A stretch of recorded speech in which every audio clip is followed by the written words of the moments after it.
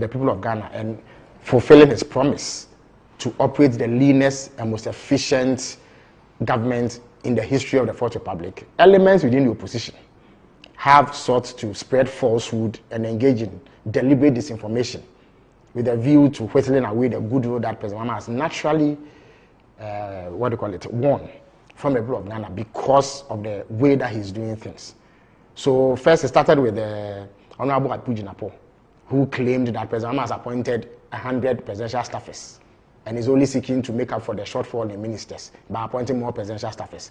Then lately, Dr. Gideon Buaku, who incidentally has worked in the office of the president before, under the office of the vice president, went out to spread gratuitous falsehoods about the composition of the staff of the office of the president and the monies allocated to the office of the president. Now, the office of the president is made up of a number of entities. So there's what we call the General Administration, Office of the Chief of Staff, Vice President Secretariat, Cabinet Secretariat, Press Secretariat, and then Policy Coordination and Delivery Units. These are the units that make up the Office of the President. In addition to these units, there are other government agencies that fall under the Office of the President. So together we call them Office of Government Machinery. Under the NPP, the Office of Government Machinery had 26 entities. That is if you add the units under the Office of the President. That number was made up of a number of agencies. The list is before me, I could go through all of them. Badek Development Fund and what have you. Because President Mahama reduced the number of ministries from 30 to 23. Some agencies that used to operate under the collapsed ministries have been moved to the Office of the President for budgetary purposes. Especially Chairman Wontumi himself. Yes. Honorable Osechi Mensah-Bonsu, Mama Pat, former China ambassador, Ambassador Edward Boateng, former regional chairman, FFANTO. Now in Ashanti Regional Coalition Center. No? In fact, said the NPP, Ashanti Regional here not Joe and not fly back. Okay. Instead of setting up the coalition center, did not attention no Now, from 3:30 p.m. Saturday afternoon, and you say "Enfa," because what sometimes the Gamekasa Chairman to be sebe senka or the school eka the politics now would have been a very fantastic politician. Okay. The Oya man who say election in Koyimaini. You start to say you're to you're pulling agents now. Not on one call center. Okay. And you allocate groups with Yama constituency 47 of Washington Virginia. 10 a.m. Police call every single constituency in the region. And Obusai say any person na atuaba. She say ABA Ebuakwa RC primary A meme tuaba. And I call on the call no more. We say any person na atuaba. No, they are compared 2020. By that time, they need to go na atuaba. It's about 12, 1, 2. Near who say 10 out to the year.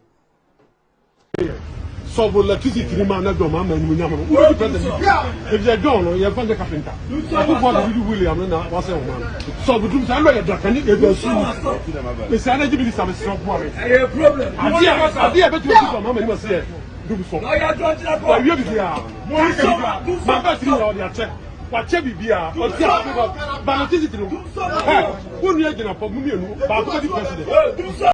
Government is broke. Government is broke. Government is broke. The people are spending billions to go inside the government that is broke. Have you ever seen a minister who resigned because government is broke before? Government has no money. Have you ever seen a governor who said, ladies and gentlemen, when I was elected, I thought the government had money. Now I discover government has no money, I resign. Have you ever seen it? Government has no money, but they are bringing money out at election time. Where is that money coming from? So they are lying. What is happening is that there are two types of wicked people in government. Type 1, they eat current money. Any money they find in government, they will eat it. They are wicked about that one. There is type 2. Type 2, they eat current money and future money. They will say, my term will end next year.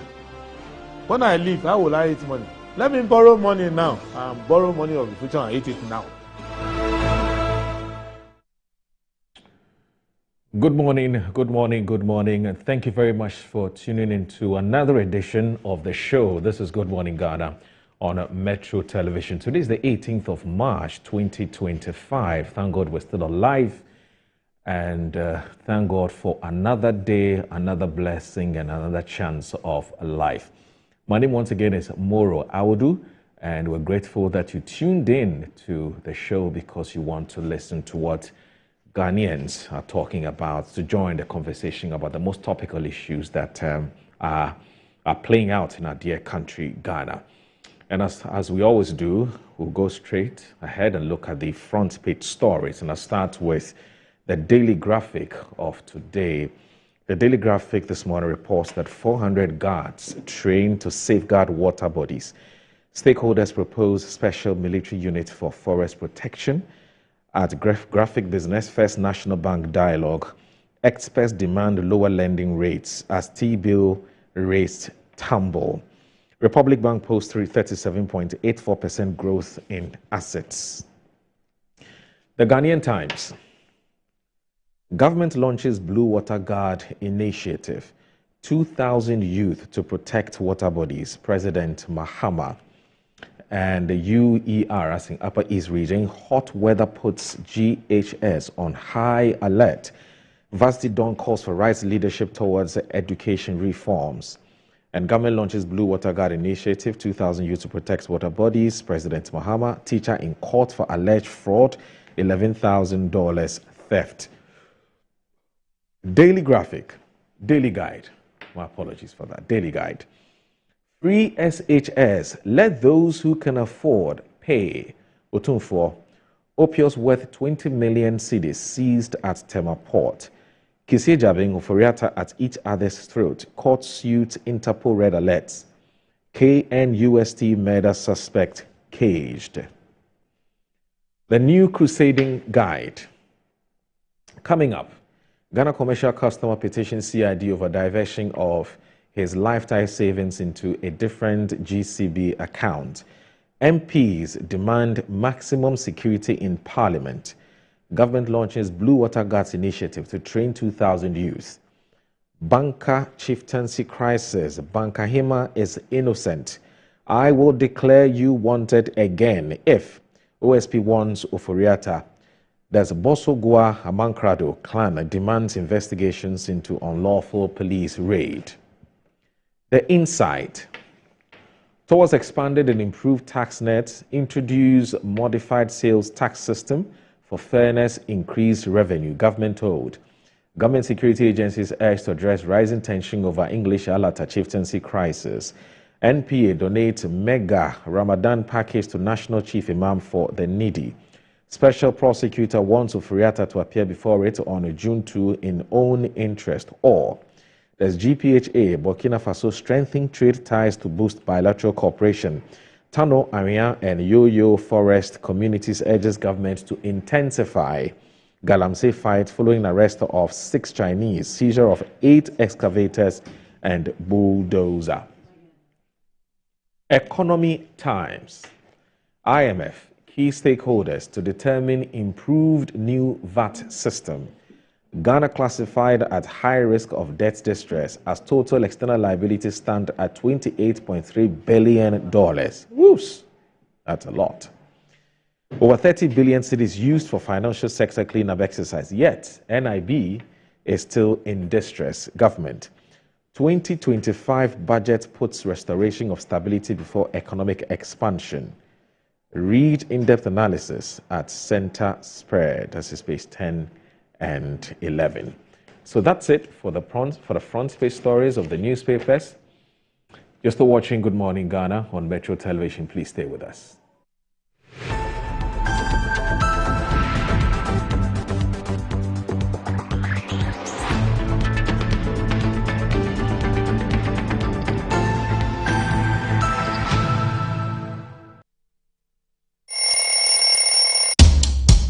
Anti-cavity, gum protection, brighter teeth, and fresh breath. I'm a fair missy way. The patch of Bantama. Machasi. That's so cycle. A smile. The fresh breath. Me, Gidi said we used to Cal 360 toothpaste. Some kind. Cal 360 toothpaste. That's Kia. Cal 360 toothpaste. It's a gum protector. Onim Jom Kasa.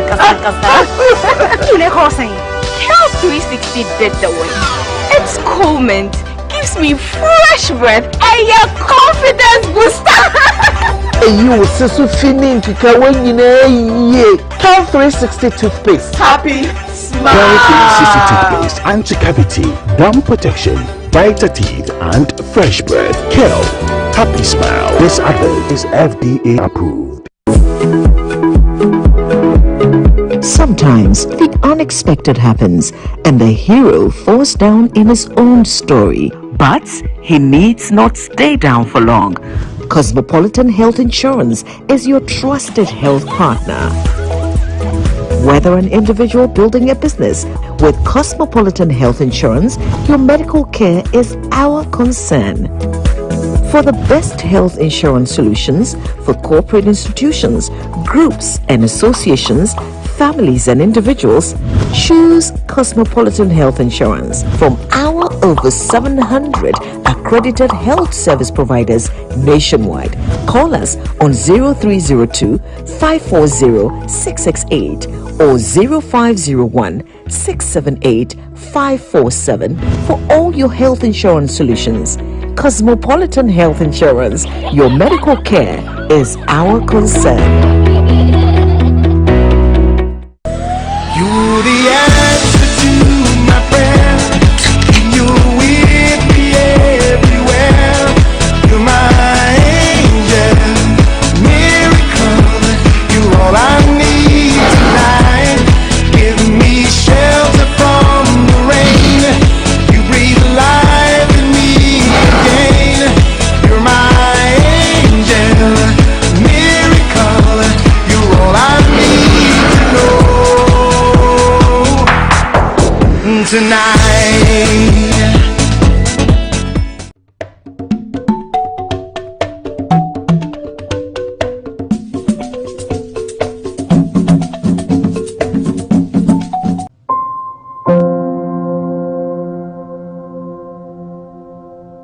Ama, nansi mi jeno wo bin enko ye kwao. Ama ma ye bohu se kontomra akija. Nansi me hu se me nyo wase makura. Ama me kunu me into kwankwa. Oh you right. Eni mo go. Give us JC lecture and the capsules. Aye num bom. En ho asem na mo kana. E bua emma ene meme nyina. Na ma wo ba ye obesima. Na be ma so aye be masima. Ya, we be bua wo kunu. Ama ne giant sa wo de hye ne botum. Na wanyinya ne nti sese ne oyi chokmo.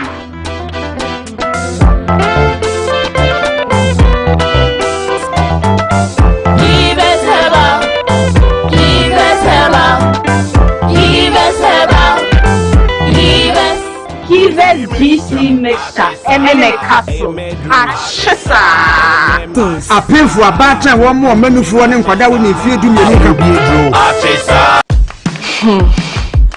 Look around. Home also need a makeover. Mine clearly does. So we went to Ashroom and found the Como collection. It had everything we're looking for and more. Matching furniture for the entire home, designed with you in mind. Where's Como collection? Dressing up is just a breeze. Always ready with a perfect accessory. A magic dressing mirror. One look and you're ready to face the world. Or at least the kids. A bed perfect for young men who want a table that turns into a treasure chest. And finally, a sofa with this grand TV unit for family time at home. Head over to any Ashfoam store now and discover the new Como collection. Ashfoam, feel it, know it.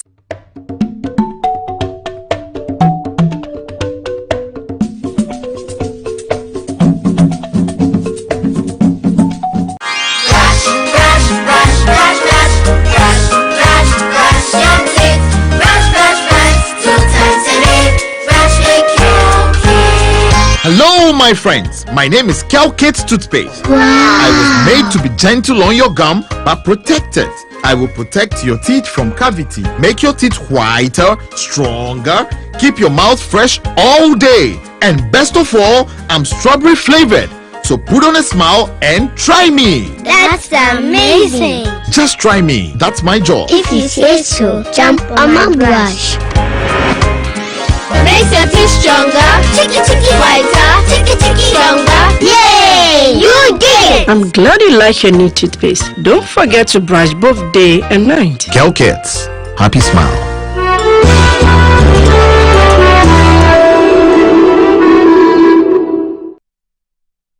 Attention all farmers, are you ready to take your crops to the next level? Introducing 3 effective organic composts that will revolutionize your farming practices. ACAP, KCAP and Iricop brings to you the ultimate solution for your fertilizer needs. Introducing the ACAP Grade A, KCAP Equiafua Jinkwa and the Iricop with cocoa blends, palm blend and mulch.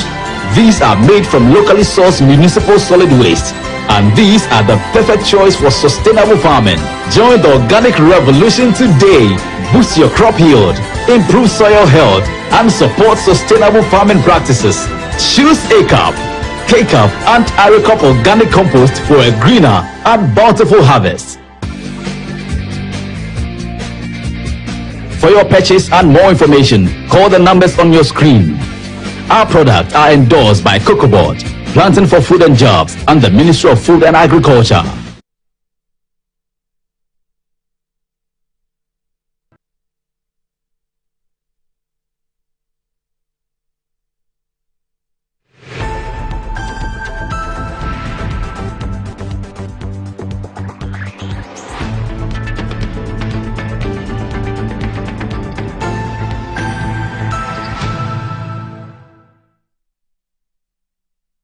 You're still live on Good Morning Ghana on the Metro Television. My name is Audu Moro. Now, this show is live on 94.1. 94.1. So just in case you want to monitor or follow this great conversations that takes place here from 7:30 to 10 on your radio dial, just dial 94.1 and you'll be able to monitor and follow with rapt attention what we'll be talking about, what we'll be discussing here on the show. Let me again remind you that the Women in Business Dialogue Series 2025 is happening today. So the Business and Financial Times is presenting the second edition of Women in Business Dialogue Series. Now, it's on the theme Creating an Inclusive Economy, Scaling Jobs for Women Through Agriculture and Technology. And today, which is 18th of March, Women in Business Dialogue Series will kickstart at the Lancaster Hotel in Kumasi, and it starts at 8 a.m. and would end at 2 p.m. So hopefully has started. Now, there are numerous challenges that are facing women. So this is the background to why this event is being organized. So there are numerous challenges facing women entrepreneurs and women businesses in Ghana and around our continent, including but not limited to finance, technology, policy framework, skill training, and access to other markets within the sub-region. Now, considering the contributions of women business in areas of job creation, value addition, family support, and overall contribution to economic growth, there is a need for government commitment and a deliberate policy support to position and support women businesses or entrepreneurs to become outstanding brands on the continent and beyond. So the Women in Business Dialogue Series that's designed to do a couple of things, or to do a number of things. One, it's supposed to be impactful, it's supposed to be engaging, it's supposed to be practical, purpose-driven, and also results-oriented. So those who are there today will get the opportunity to connect, to network, and to learn from top business personalities. And so business personalities that you wouldn't normally cross paths with. So you get to learn from inspiring business leaders who will share some business secrets and tactics that one can use to progress in their business dealings. So you will also get to understand how leading companies can empower women SMEs to expand and grow better. Now, to also understand how women SMEs can overcome the challenges and barriers when advancing in the business space. Now, opportunity to have access to business development skills, markets, and financing. So the Women in Business Dialogue Series is proudly sponsored by Ecobank Ghana, World Vision Ghana, GCB Bank, PLC, Stanbic Bank Ghana, AGI, achieved by Petra, Lancaster Hotel in Kumasi, and Agri House. And the media partners are yours truly, Metro Television. That's Asasi Radio, City FM, Hello FM, Kesben FM, and TV, Lawson Radio and TV, TV3, and Backyard. This is an initiative of the Business and Financial Times. Also, if you haven't taken your Blue Jeans energy drink this morning, please do. I am doing Ramadan, so I haven't taken mine yet. Perhaps when I break my fast, I'll take my Blue Jeans energy drink because it revitalizes me. It gives me a lot of energy. And so I don't joke with my Blue Jeans energy drink. Now, remember that it's been on the Ghanaian market for more than 20 years, and we know what it does for the body. It contains many vitamins. We're talking about nutrients such as B2, B3, B6, B12, there's taurine, there's guarana, which are all known to boost your strength and your energy, as well as promote high performance and endurance. So Blue Jeans energy drink has been tested and it's been tried. We know it, we love it. We can testify that it is indeed the best on the market. And it is in shops nationwide. And so for bulk purchasers, please take this number down. Take your pen and paper. Yes, I can see you're doing that. Yes, there's that. It's 0208-128-190, 0208-128-190, and 055-001-000, 055-001-000. And so when you call, you'll be calling Budget Cash and Carry Limited. So my guest already seated, and we're going to proceed, or we're going to kickstart with our conversation for today. Now, today I have seated here is the Member of Parliament for Garu, a man who Wednesdays is becoming more or less like a regular. We're happy about that. That's, of course, if he has the time. That's Dr. Thomas Wintom Anaba. He's the MP for Garu. Good morning, Doc. Thank you very much for joining us on Good Morning Ghana. It's always a pleasure. And good morning to your staff here and the cherished viewers who are looking at us. Right. And also Richard Ahiagba is the Director of Communications for the biggest opposition party, the New Patriotic Party. Richard Ahiagba is also here.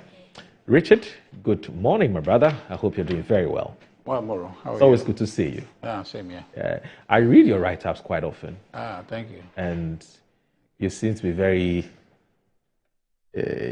very passionate about matters about the economy. But yes, today that's not part of our conversation. Very but good. Maybe at the right time. Yes, at the right time we'll talk about it. All right.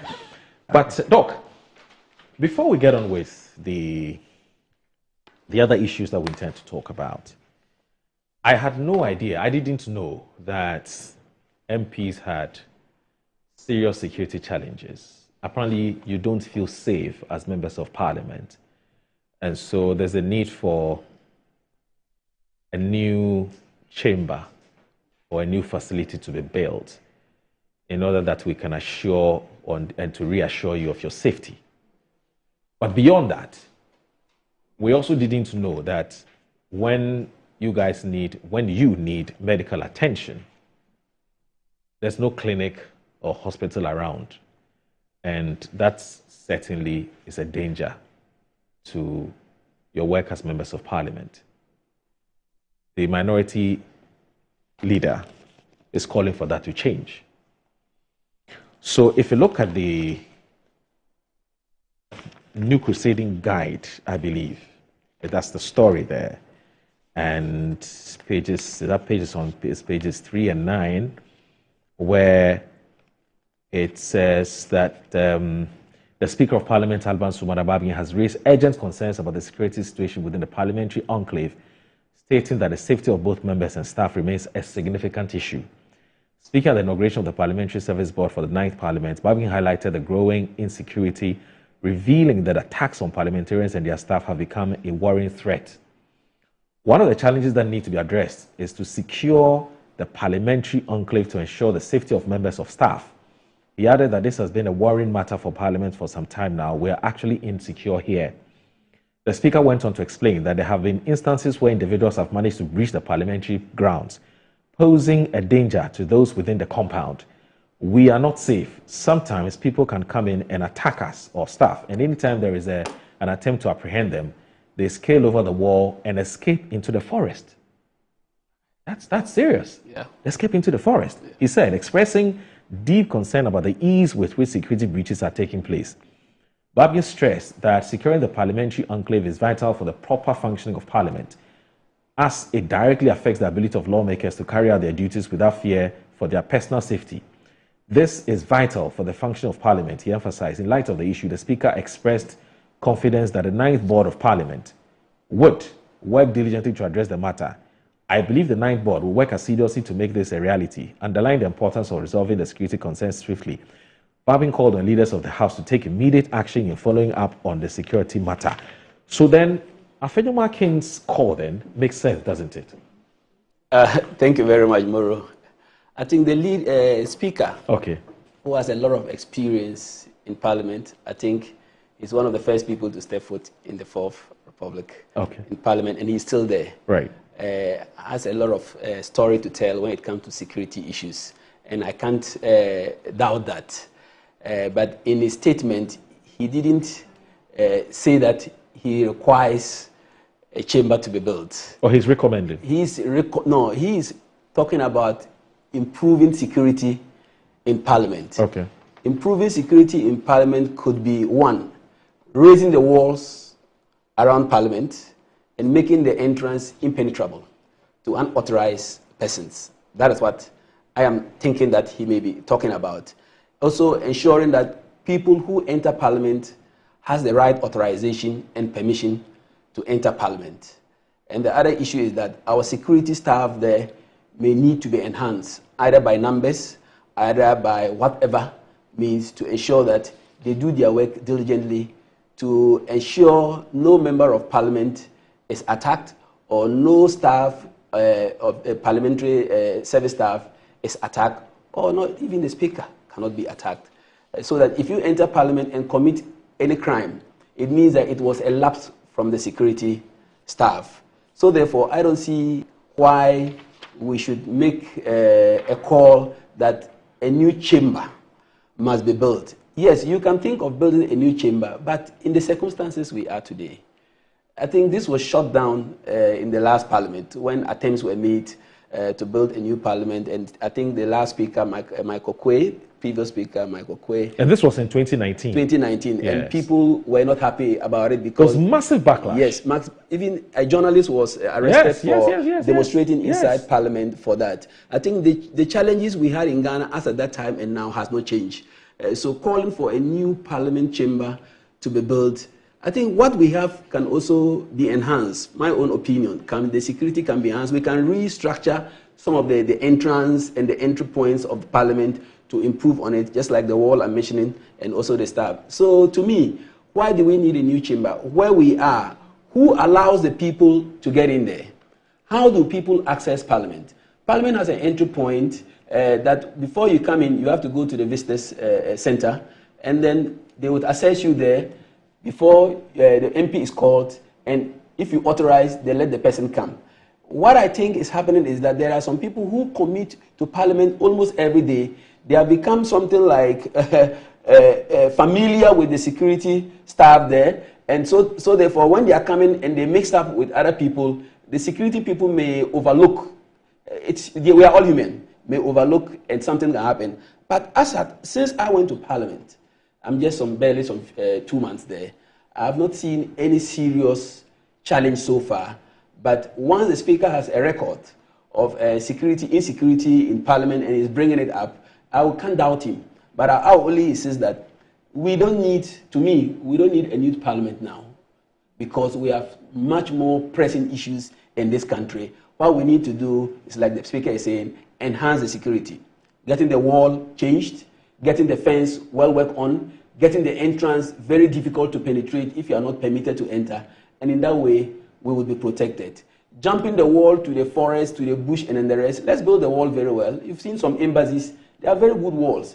After all, but we too, we are there to serve the people. I think we also need that socialization with people. Students come to visit, other people come to visit Parliament, and then the rest. So if we try to create an image that, oh, we need so much protection, challenges to MPs in security, to me, is not really inside the Parliament itself.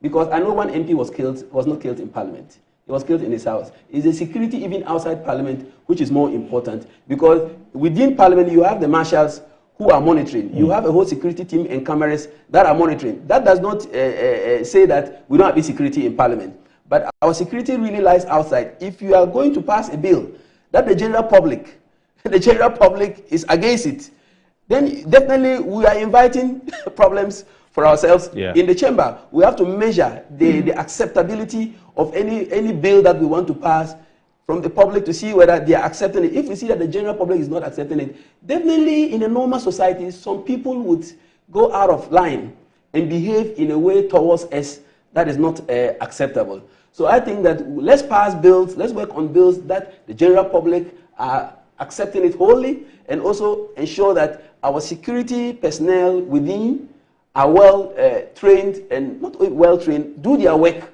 accordingly, and enhance the surrounding, the wall surrounding the premises of Parliament to be in a way that no one can scale over it. If that call is done, fair enough, I go for it. But to build a new chamber now I wouldn't. No, but how about the hospital? For the hospital, you see, I don't know why he has gone into this. Does it mean that he wants we MPs to be living a different world from Ghanaians? I don't believe it is fair. You are lawmakers. We have to give you the best of attention and the best of, the best of everything, so that you can do your work in a very congenial and a very conducive atmosphere. Parliament has a department that takes care of our health issues. Yes. They have a very good doctor. We have a clinic inside Parliament. We have that clinic, the doctor there, that connects with various hospitals. How well equipped is your clinic? No, to the standards of a basic life support and advanced life support, it's well equipped. Okay.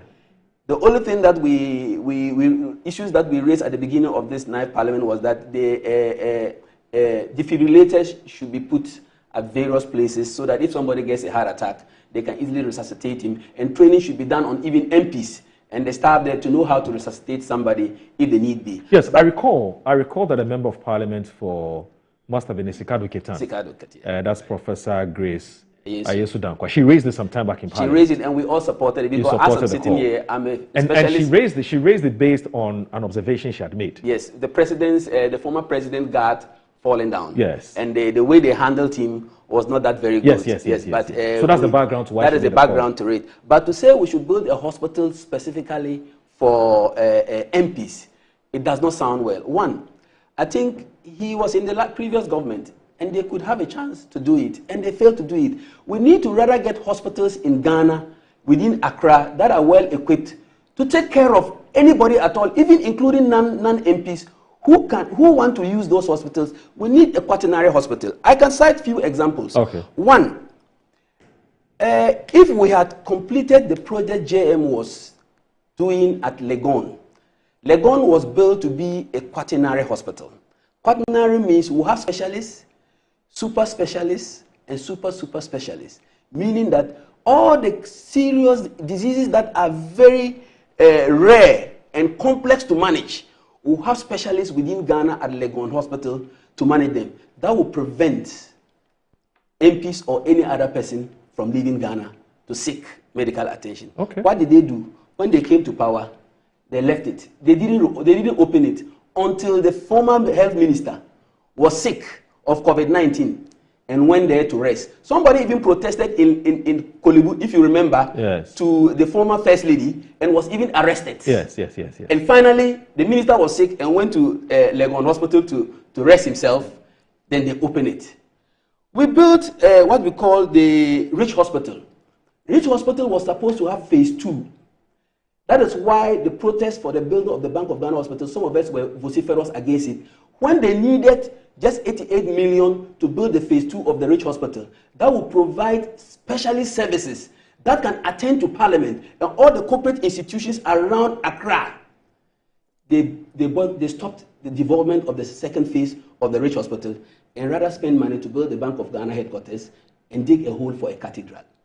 We in NDC will go to Legon, we'll go to Rich, they're the MPP. They can go to the cathedral and see whether they'll get help. They misuse money. Oh, no, but that's unfair. No, you see, that's I'm just trying to call his attention that they use money in a way that was not appropriate. And if they had completed the roadmap that was put in place for Rich Hospital and for Legon, I think that we wouldn't have had challenges of MPs having problems. There's no parliament in the world that has a hospital for itself. They should mention one. There is no parliament. Say that resource the hospitals closer to parliament. You mean exclusive hospital for parliament? It's not there. But they have referral hospitals. And those hospitals, what those countries do, like NDC intended to do, is to send specialized people to go out for training and come back to those hospitals. So when a minister is sick, when an MP is sick, they rush into those hospitals because they have been trained for that purpose. I.e., Legon, people were sent to Israel and other countries to train and come back to Ghana to be in that hospital to manage any disease that we needed to fly anybody out. They trained and came back. After NPP took over power, they dismantled the whole group and never sent anybody outside for training. How do you have specialists in Ghana to attend to you? So what we rather need to do, and I'll tell Afenyo Markins, you should rather get government to get scholarship for doctors, specialists, to go out, like the Cubans do, go out to other countries, study the specializations that are very critical and need specialists, some high IQ doctors to learn and come and man any of our hospitals, especially Accra and Kumasi, the big cities, so that if you even travel to Kumasi and Falls, who will attend to you? You saw one MP died who built a very nice office but died because there was lack of hospital in his own. One John, the former deputy minister for finance. What's the name? John Kuma? John Kuma, yes. Kuma, yes. He died just because of lack of a hospital to attend to him. We don't need only Accra to have the former Ejisu. We don't just need only Accra to have a good hospital. We need every region, at least, to have a hospital that is highly adequate. And the rare diseases, we concentrate them perhaps in the capital. So when they manage you in a region and they can't, they move you to the capital where you have the top-notch, the last ultimate hospital to attend to. If that fails and we think that as for this one we can't, at least once in a blue moon, we fly somebody out, that is fine. How do you take an MP with a back pain that you should go abroad for a surgery? When you have people like Dr. Kaba and the Wepeba and the rest, they are all in Kolibu and then the rest doing top notch. It's just that you need a very good hospital, good equipment for them, and they'll do the job for you. So there is no need, to me, there is no need building a hospital purposely for MPs. The need is rather to resource the existing hospitals within Accra and the capital cities of every region to be well resourced in terms of human beings and the material, the equipment needed, so that they can handle any other thing. Because me, for instance, I go to Garu and I fall sick of something. Are they going to bring me to the MP's hospital in Accra? They'll be sending me to the Garu hospital. They'll be sending me to the Bolgatanga Regional Hospital. And if it is not well resourced, what are we doing? Let's spend money to sponsor doctors to go out and learn some of the complex case management and come back to Ghana. And I tell you, in 5 years, we will not be crying of a hospital for only MPs and only the big men. But they will rather come and train other people. You need to also concentrate some of the specialists in one hospital so that they are able to communicate very fast, like the idea we had in building Legon. If you concentrate the top-notch specialists in one hospital, consultation is very easy, disease diagnosis is very easy, procurement of equipment, duplicity of those equipment everywhere is concentrated in one hospital, and in that way, I'm talking about the rare diseases, and in that way, the resources will be enough and to manage those diseases, and the human beings will be there to take care of it. So calling for a new hospital, I say, NDC did very well, built all these hospitals, Rich Hospital, Legon Hospital, Bank of Ghana Hospital, Maritime Hospital, were built purposely because of some of these things. But they came and they didn't pay heed. They rather spend money and building things that were not helping our health issues. As I said, the cathedral was going to provide. And if that money was used to even build a phase 2, because they needed only 88 million to build Rich Hospital phase 2, would have super specialists there because there was plans to send doctors out to learn some of those specializations and come back. They came and abandoned it. Okay. So there's no need for me to build Richard, a hospital purposely what's your take on this? Good morning, Moro, and good morning to my brother. I think his propaganda is on steroids this morning. Oh, why? He asked a simple question of what a proposal his leader made in Parliament, and then he's drifted off to talking about all of these things. But if assuming that this special security regime is provided, he'll be the first person to enjoy it in Parliament. If this hospital the minority leader is talking about, if it's built, he will be the first person to enjoy. If we're in a line and I'm in front of you can say, I'm an MP, they'll push me aside and he will go through. I think that what minority leader is saying, yes, the minority leader is saying, you look at it and maybe in the circumstances you say that it's not a priority. But health is a priority all the time. Security is a priority all the time. Now, if you're saying that perhaps we shouldn't build one specially for Parliament, you can have that argument. But security is a priority. But even the hospital situation, if it's built today, it's not as if only MPs will go there. That's not the point he's making. But somehow we have to build hospitals. We need more hospitals than we have. And that's the reason why I am saddened that in the budget they have defunded or have not provided funding option for the Agenda 111 hospitals. My brother was making very good points about hospitals that were built in their regime and claiming it, mostly, like Bank of Ghana Hospital and the rest, even the UGMC. It's not as if that government itself built it, you understand? But it was built in their regime, so we can take credit about it. But 111 hospitals that have been built, they're not going to continue it, okay? That's a problem. Where I sit, I've taken very keen interest in health and access to health in our country because of my recent, escape with this accident and all.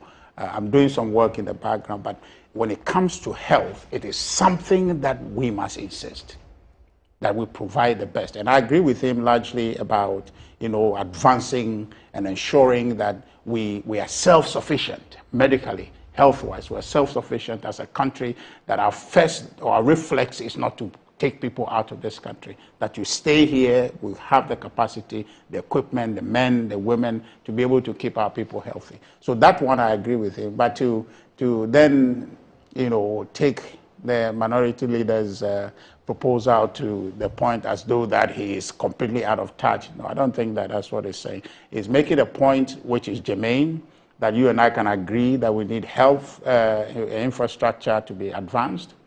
It's something that he himself has acknowledged, given events in Parliament, that anything can happen to anybody anytime.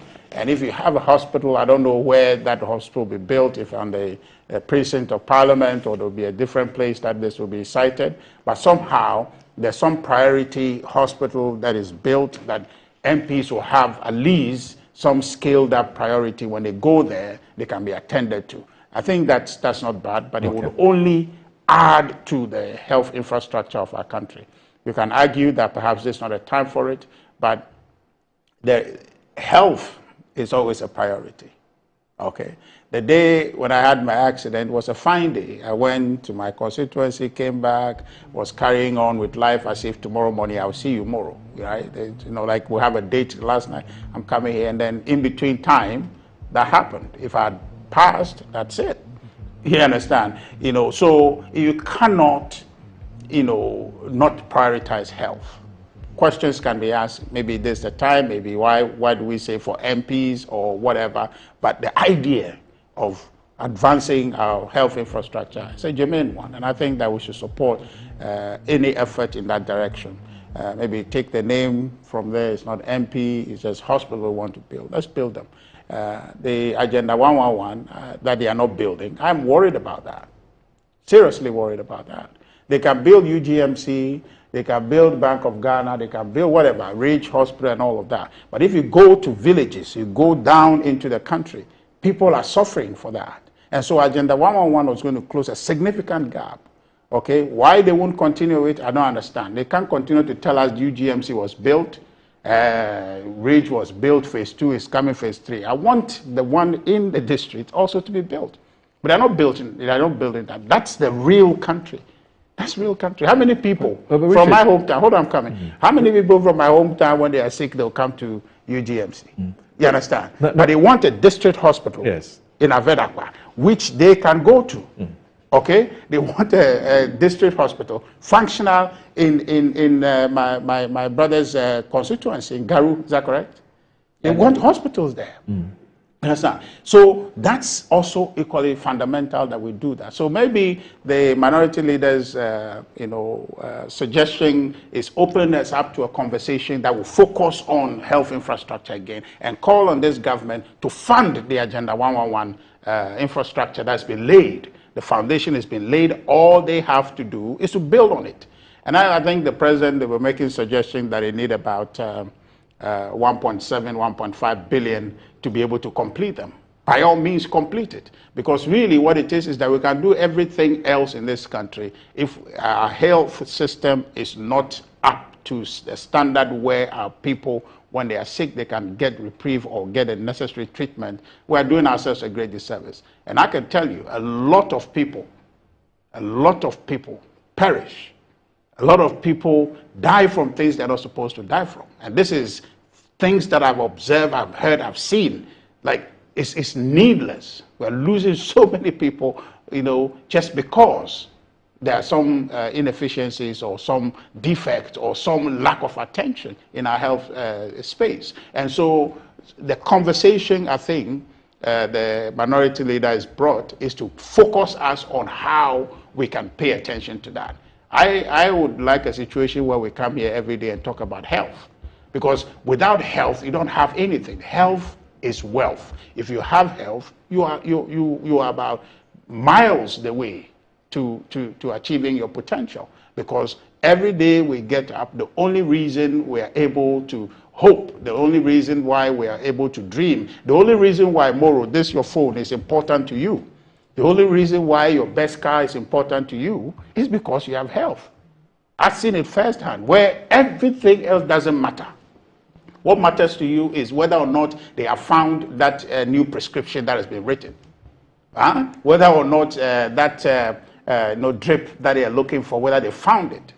You understand? It's that critical. Everything else becomes meaningless to you if you don't have health. So that's a conversation we must have every day. So I expect people to take away the politics of what the minority leader says and look at the substance of what he's proposing. I don't think that he's saying that build an exclusive hospital for us, 276 of us, so that we alone go. No, that's not what he's saying.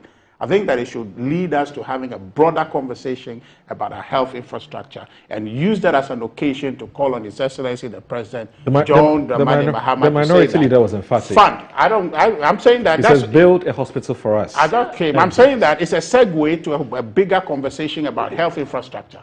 Okay?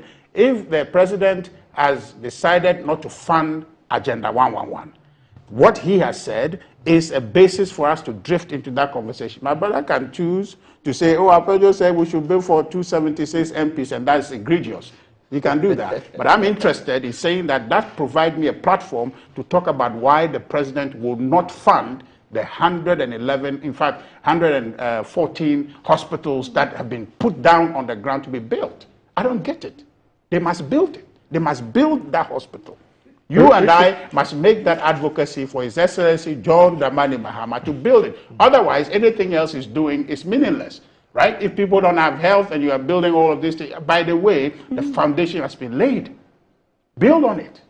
And that, for me, is the essence of what he has said. You can choose to spin it, to say that he wants for 270, which is not realistic. 276 only, no, it's not realistic. I'm not sure. The clinic there, people have gone there who are not MPs, right? So if that is the issue, you can never build a hospital for 276 people. Impossible. At least factor in the staff, okay? Factor in them. They are not MPs. They will go. Their families will go. So it's about health. It's not about parliament. But him making a statement, But if positioning Afenyo Markin wanted to talk about the Agenda 111, he would have talked about it. I'm saying that.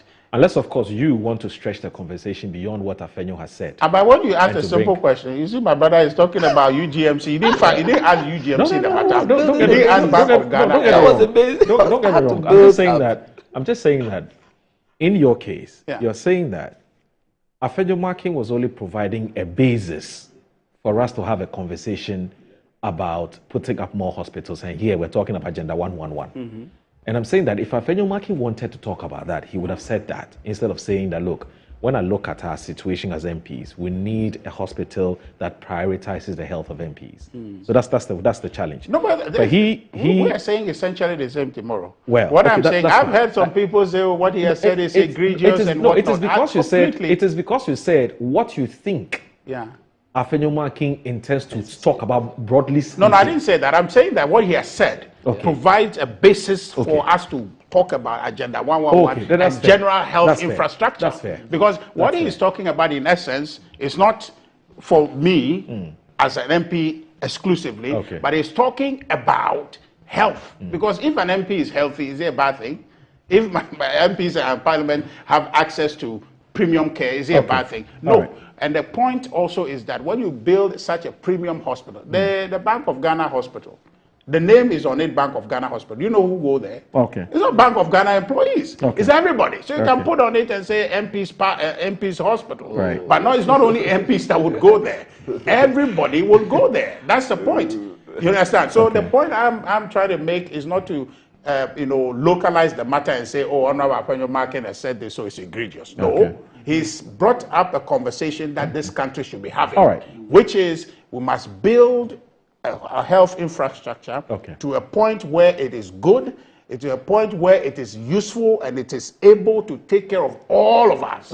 Whether you call it the MP's hospital or you call it Moro's hospital or a Metro TV hospital, it is open. People can come. Because nobody will be precluded from going there if you have to go there.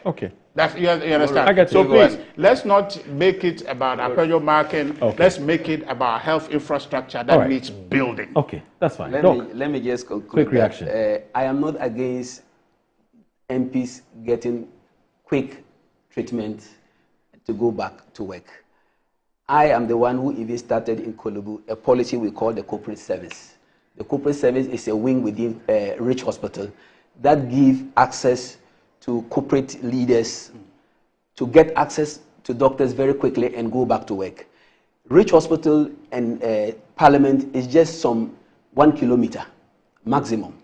That is a very big advantage for Parliament to even say that let's resource Rich Hospital well, get some specific doctors there or the doctors there trained enough in a way that they can attend to any case from Parliament, instead of them rushing even far away to Legon to any other hospital. But I was very happy when Richard said that we need hospitals everywhere. I'm happy. I think Afari Hospital was built up to 80-something%. And you saw what happened. You are insisting that we should finish the Agenda 111. JM hasn't said he will not finish the Agenda 111. He has just taken over power. The budget, they are trying to see how they streamline the budget to balance the economy. He is saying that there is a need to get a way of funding to complete it. Let's allow the government to settle on the strategy they want to use to complete it. Because after all, he is the one who has really built hospitals. Why hospital was built under who? It was not only in Accra. Bolga Hospital, that you never commissioned until COVID came, was built by JM. We have the Afari Hospital. We have Komfo Anochi Teaching Hospital, parts of it built by JM. We are not, NDC does not talk when it comes to building hospitals. We do it. But you said it in your 2016 manifesto, you are going to build hospitals. You said in your 2020 manifesto, you are going to build hospitals. But until COVID came, then you realized that you needed hospitals in Ghana. Then the president now came and said in his greetings, fellow Ghanaians, that we needed hospitals in Ghana. COVID has taught us a lesson. At the end, how many hospitals have they built? Only one, the Infectious Disease Center Hospital. And that was even done from Ghanaian voluntary donations. The Agenda 111, have they completed one? So don't worry, the Agenda 111, we will continue it, but in a style that Ghanaians will be happy Yeah, but they disagree. They disagree. They say they've been able to complete 3. No, they haven't. They have only built some structures, but they haven't completed any. Do you know when we say you built a 10-key project, Rich Hospital, when JM commissioned it, we opened it, entered, everything was set, and we started work. When you say you are building a 10-key project, means that you give the key to the medical director, he opens it and positions the staff, start work. We've gone there. The minister has gone there. They've opened the place, not even open, they entered because they are still fixing some doors, they are still fixing cables, they are still fixing ceilings, and there's nothing there to start work. And they even still need money to complete it. So why do you say you've completed them? Yes, you've done something. I wouldn't dispute that. You've done something. But don't tell me you've completed it. Let me tell you, Garu's own is about 60-something%. Complete. 60-something% complete. December, they attempted to open it. Then somebody within them told them that this is Dr. Anaba's constituency. Don't attempt. They would have just finished one site and commissioned it and added to the 3. They would have been 4. But let's be honest. If you say you have completed, I think that's it. That's yours. If you say you have completed, no, that is not mine. I think that is where they went. That's one of the hospitals. I believe so. Okay, right. Yeah, I don't know which one is that. Right. This is the Trede one. Trede, right? Trede. That is the one they went. It's after the minister went there. They were fixing the lights. They were fixing the cables and all those things. Now they've gone there to show it. So yes, you have done something. We applaud you for that. Me, if you are building hospitals, I will applaud you. If you are resourcing hospitals, I will applaud you. Okay. But don't say that you are finished. If you know you have not finished, say I've done up to 93%. We will still applaud you. But if you think that NDC is not going to complete it, that then means you are not a genuine. You don't really understand the politics of NDC. Okay. NDC would work to make sure these hospitals that have started will be completed within the 4 years. Okay. As and when the resources are found, we'll make sure we'll complete them. Okay, that's fine. Tomorrow, I think, but I think I don't have a problem with my brother at all. Oh, yeah. I just that I know he's passionate about health and all of those things. So that conversation is okay. Let's just not politicize it. He's giving so much credit, and JM has built. I'm not sure what he's talking about. JM has built. Everything the NDC is talking about, they're attributing to JM. The balance of them was started by bills. So what is this that JM is a bit? We don't get it. That's the issue. We should speak properly. And the idea that Akufo-Addo has not built any hospital to 20 is a fallacy. Which one? It's a fallacy. That's the whole. Is it the idea? So which one? Mention one. But here, mention the hospital Akufo-Addo has built. There's a whole list of hospitals. Mention it. But if you mention it for the public to hear. No, I'm saying that if you are pretending. You are the moderator. I don't want to be. No problem. Please give him the chance for him to give us a list. But the point is that you see this simplistic thing. Give us a list. Give us a list. If you are saying that, you are indicting yourself. You are living in this country. You are a health person. You want to tell me that you don't know that Akufo-Addo has built one single hospital? I think that communication is flawed.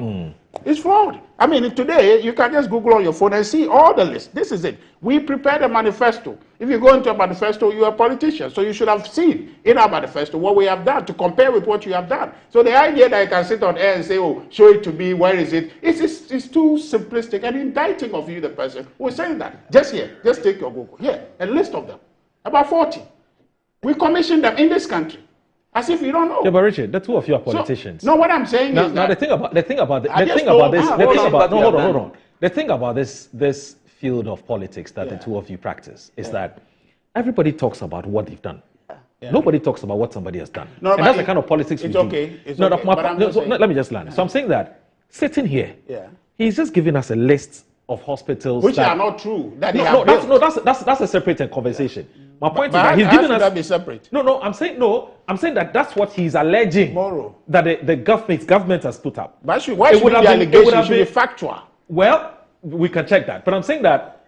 How long are we going to keep checking that? No, but Richard, sitting here, I don't think I'll have basis to dispute that there's a certain hospital called University of Ghana Medical Center. I don't have who built it? Was it JM who built it? That's what I'm saying. That's another conversation we can have as to who built it. But it was built under an NDC government, right?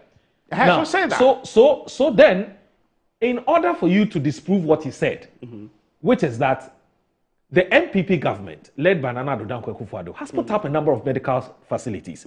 So here they are. And it will be well within your right. There's nothing wrong with that. That's the point I'm making. Moro. For you to say that he should be I'm not saying he should be doing that for you. I'm not saying he should do that. Okay. But if you know something as a matter of fact, why do you say it's not there? But he will not say it for you. I mean, he's not here to communicate for you. He's here to communicate for himself. So just walk us through the list. You remember we had what we call infrastructure tracker. Yes. With a hospital in Garu. Yes. Meanwhile, there was no hospital in Garu. So if you have any other tracker to give us a list of hospitals, NPP has... How do you mean there's the tracker that was launched by the information minister? Yes. And they put several things there, they claim they are done, and when we started punching holes into them, they dropped. You mean you discovered that an information that was given to us was in the infrastructure tracker, that was for several people discovered. You mean it tracked an infrastructure? You have not discovered anything. We wrote severally. Hold on. Why is the tracker I better want to do propaganda this morning. I'm not doing propaganda. But the point is, you are saying that Akufo-Addo has built a hospital. Yes. I said, name it. Just name one. I'll name it. I don't want it to be a banter. No. I don't want to be interjecting you. No problem. But I just wanted you to mention one. I have mentioned 3 at least. No problem. Legon, Rich Hospital, Bank of Ghana, and Maritime. No problem. 4. And those Bolgatanga Hospital, Wa Hospital, Afari Hospital, 85%. Mention one. No problem. I'll go down on the list for you. But you see, the point I want to make before that. Oh, you read a list to us. I have the list here. So we have these are hospitals started and completed under Akufo-Addo. Okay. They are Kontombra Hospital, the Bogoso, Elubo, Mpoho, in Takwan Swayem. Okay. There's a hospital in Volta region, in Tolong, in Sola, Bupe, Bole Bamboy, Swami.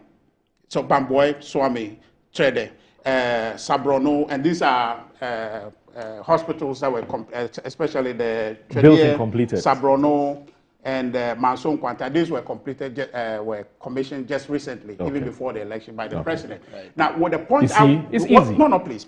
The point I want to make, Moro, you sit there and you moderate a conversation. You know these things have been done. Yes. The problem in our country, as far as our conversation is concerned, is that you know the fact, you won't state the fact. You know that these hospitals were commissioned. So if those hospitals were commissioned and they are there, it's a matter of fact. Let's not go back and be acting as if the thing is not there. How are we making progress if we know something that is fact and we are going back to pretend as if it's not there? Well, Richard, his question was simple. He says, name the hospitals that you are built. He didn't say they didn't exist. Well, I'm saying that. Why do I have to name it if he knows it exists? No. I can't know everything. Do you know everything? Anyway. Do you know everything? That is my frustration with the kind of communication we do in this country. No. You know that the thing. No, please. You see, if we are going to progress, okay, in this country, as far as our political conversation is concerned, what is there? Say that it's there. Like just the finance minister. You say we're not going to talk about the budget. You go to compute the fiscals of a government. And you know this one is not part of the fiscal framework. You go and bring a debt and put it inside and calculate so that the government's fiscal, primary fiscal balance, overall fiscal balance is negative. Okay? If you see that, you should be able to call it out. Don't leave it to me, Richard, to come and say so that they say it's Richard MPP person who is saying that. Yes. As a matter of fact, if you see, say it. So if my brother is making this allusion that Akufo-Addo has not built one hospital, you, Moro, should be able to tell it because it's your TV screens that will report when it commissions the thing. So you should be able to tell them plain and simple. Then if I want to add on, then I can add on. But I'm just saying that let's do the right thing in our country so that our people who are listening knows that it is not Richard who is saying it. Moro also knows that that hospital is built in Sabrono. That hospital is built here in Trede. That hospital is built in this constituency. That's what I want to say. So that makes our conversation let me tell you something, more progressive. Let me tell you something that I can confidently say that I'm fully aware of. And one of it is that there's a brawl. There is a big rift between the office of the special prosecutor and the former finance minister. And it appears to be deepening, with each passing day. The Daily Guide today is reporting, if you look at the front page, it says Kisi Jabi Ofori-Atta at each other's throat. Courts use and Interpol red alerts. And The story says Gabriel Abdulrazak is reporting that there appears to be a growing mistrust between the special prosecutor and former finance minister, Ken Ofori-Atta, with recent developments between them generating public concern. The Office of the Special Prosecutor has threatened to unleash the International Criminal Police Organization, Interpol, on Mr. Ofori-Atta if he fails to honor an in-person invitation to the office in June this year for questioning. Now, this questioning thing, I think we need to get it right. The Office of the Special Prosecutor has said it time and again, and Sami Darko has said it time and again. They said they are not interested in questioning the former finance minister. They said they want to arrest him. They want to arrest him and charge him and take him to court. So this thing where our media colleagues keep reporting, questioning, I don't know where they got this questioning thing from.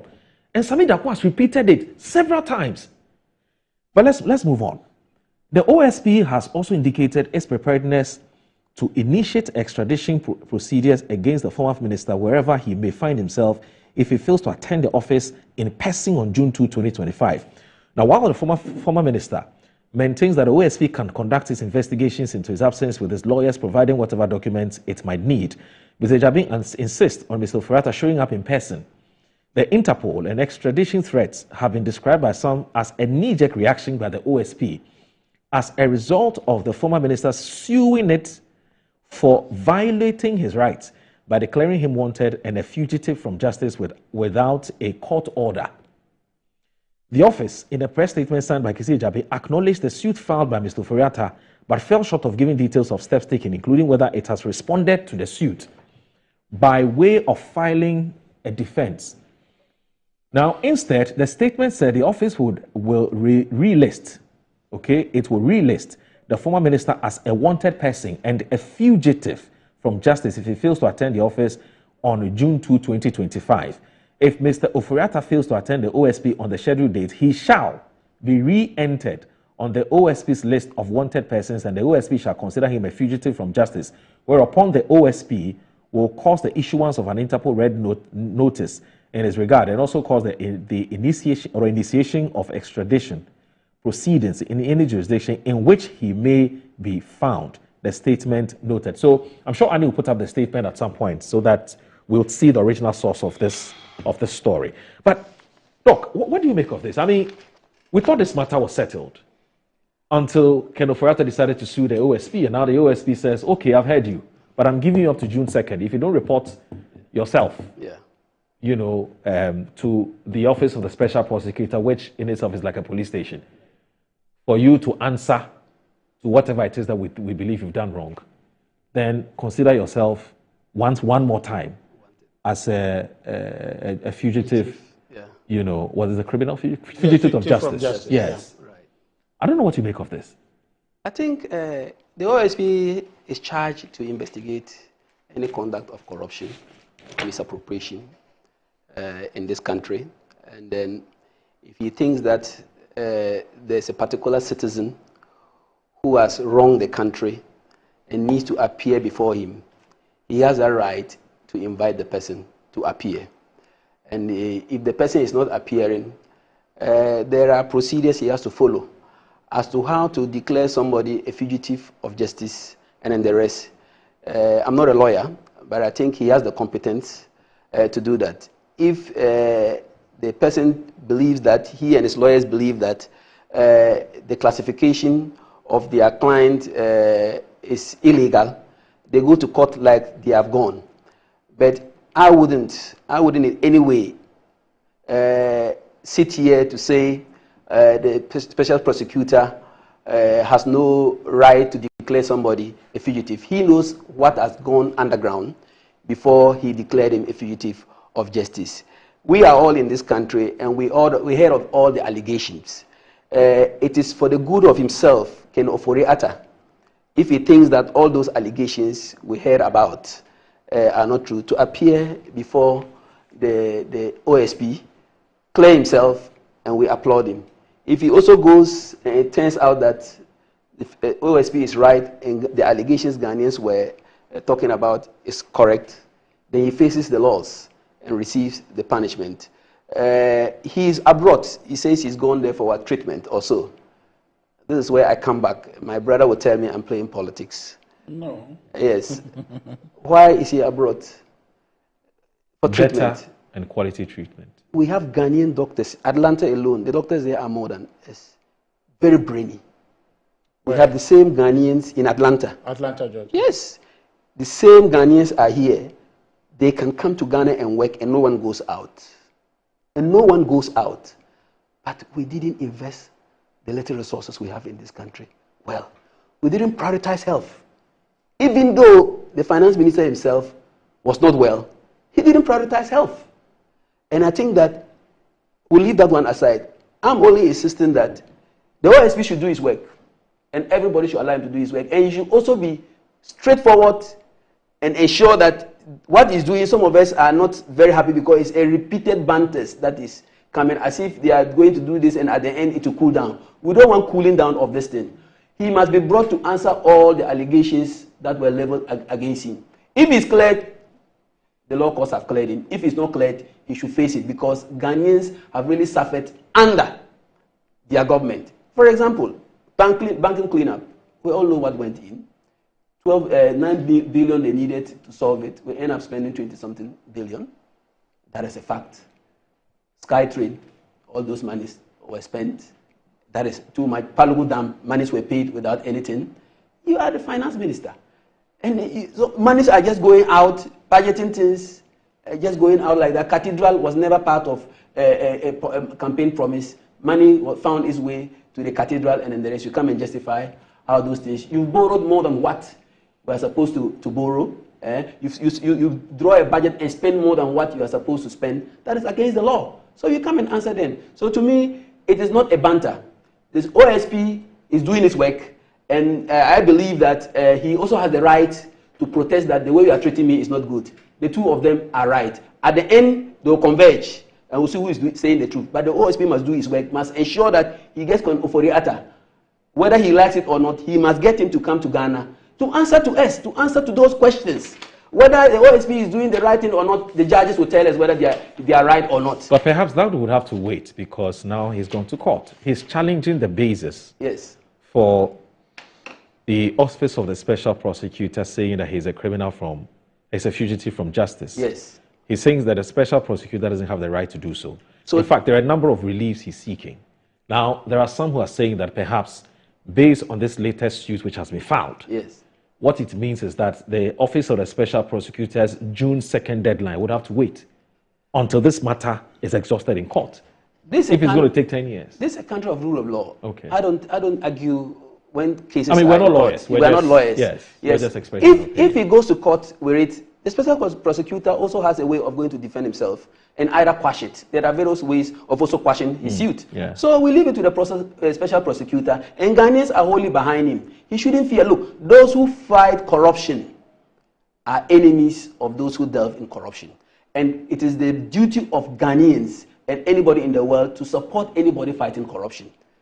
We saw W fighting corruption. He was asked out. Well, he says when you fight corruption, corruption fights you back. Yes, Martin Hamidou. He said the same. He was asked out. Yeah. Ajabin, let's rally behind him.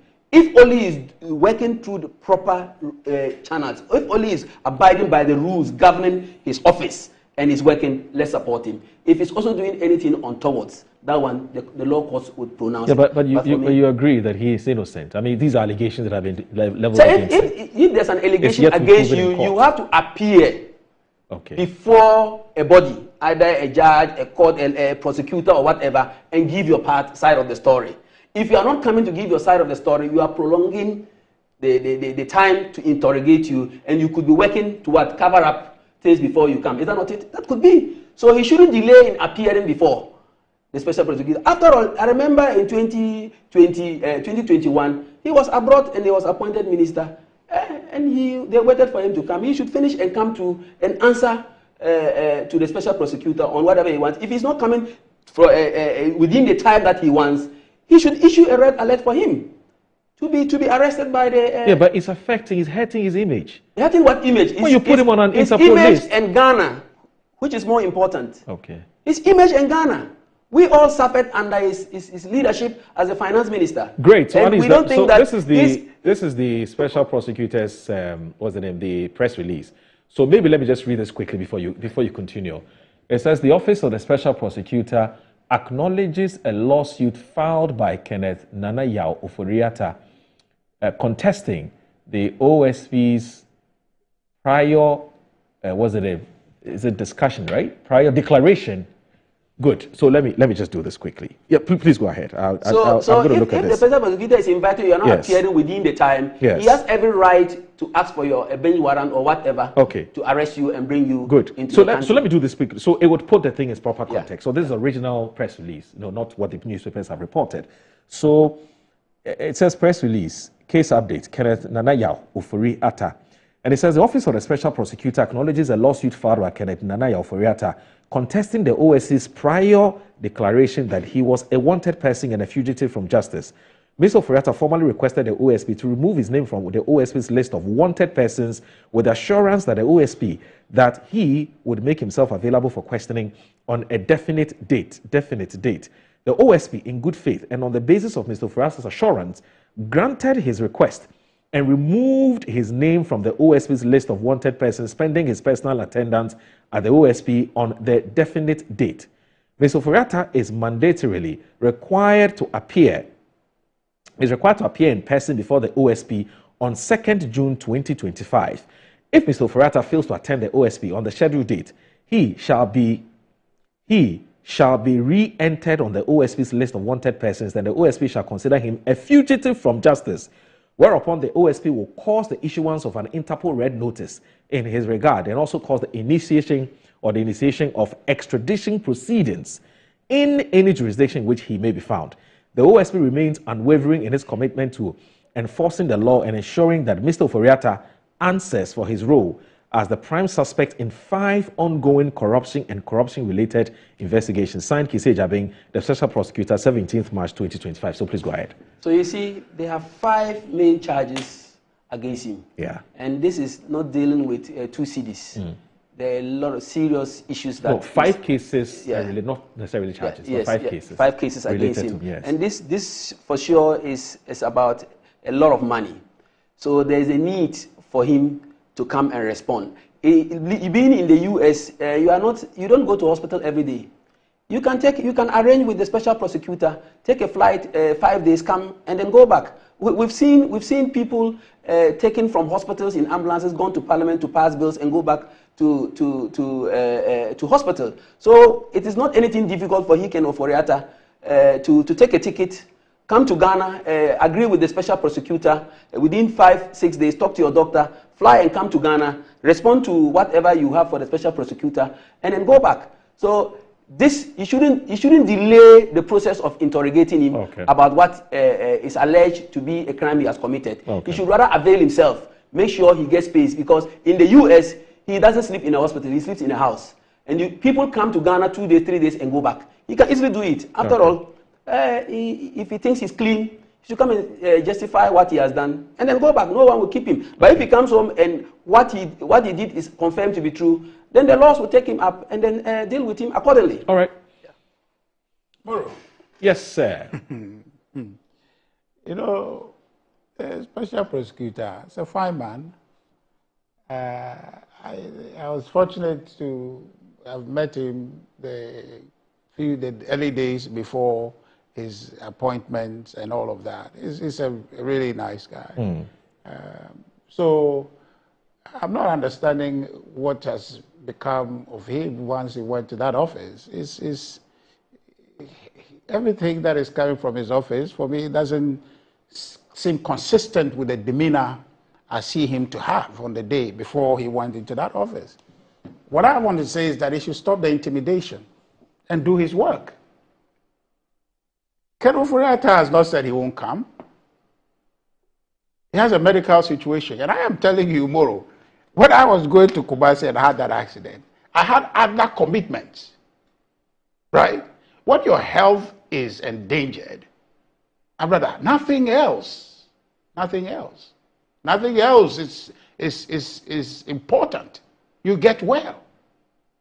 And I don't understand how you are a human being, I'm a human being, you are subject to the same infirmity. And then you are saying that somebody who is not well, you are acting and thumping your chest that I will issue red letter and all of that. Don't you realize that you can be in that situation tomorrow? So what is all this about? What is the intimidation about? He should take his time. Ken will come. He's indicated he will come. So these are all things that is yelling in letters and issuance of things and saying that, oh, who issued this letter, that letter, and so what? Knock on wood, knock on wood. What if Ken dies tomorrow? Then what? Then what? He should stop the intimidation. He should stop the intimidation. What we want is to fight corruption. We all sign up to that. I will support that any day. And these things that we're going to town, being press about everything, just creating appearance, must stop. This is not how you fight corruption. The person in question is not one who can bolt. Ken cannot disappear. For what he has achieved for himself in life, even if he decides to hide, he can't. Because of what he's been able to build. So that's not a person you want to see and you can't see. He's just not well. He's trying to get well. So what is all this thing? And so if he issue red letter and so on, and they go and find him that the man is treating himself, and they say he's hiding. A man who is hiding is not taking you to court. He's taking you to court. He must realize he's a lawyer. I am not to teach him. I'm a citizen who knows that the power of the state is vested in me, collectively. So he is exercising the power that emanates from us, the people. He has rights. Ken has rights. So he shouldn't just be doing it as if he's fighting corruption, so therefore everything should stop and he alone say what he wants. No. That's not how it's supposed to work. So he should take his time. They have a tentative agreement that the man will come sometime in May. Allow that. If it takes you to court, it doesn't warrant you to come and issue this letter. What is the justification for issuing this letter? You had a tentative agreement. The time has not come. It's not been breached at all. So this one is what? Intimidation. Needless intimidation. Richard, let me ask you. Needless. What do you say to people who say this latest lawsuit that he has filed? Yeah. It's for them a case of demonstrating bad faith. Which is because I've been investigating you for some time. I came to a certain conclusion that I have a prima facie case against you. No problem. You have a case to answer. I've been trying to get you to come for me to arrest you, and you've been dilly-dallying with me. That's according to the office of the special prosecutor.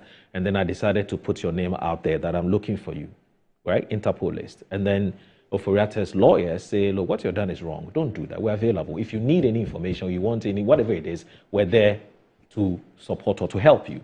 The office of the special prosecutor says, no, I'm not looking for you because you don't have any case to answer. There's somebody I want to arrest. Back and forth, back and forth. The minister says, listen, you're looking for me. I've heard you. But for now, I'm seeking medical treatment elsewhere, right? So give me latest June, by June 2nd. I will attend to you. And the special prosecutor and the office says, okay, now that you have indicated to us exactly when you want to come, we'll take your name off the list.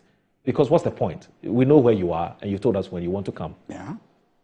And then we woke up one morning, and you have taken us to court. So, but this is not what we had agreed. So then I can tell you that you have demonstrated bad faith. Forget about that. No, I'm not saying this, but I'm just saying that even that argument doesn't make sense. Okay. You understand?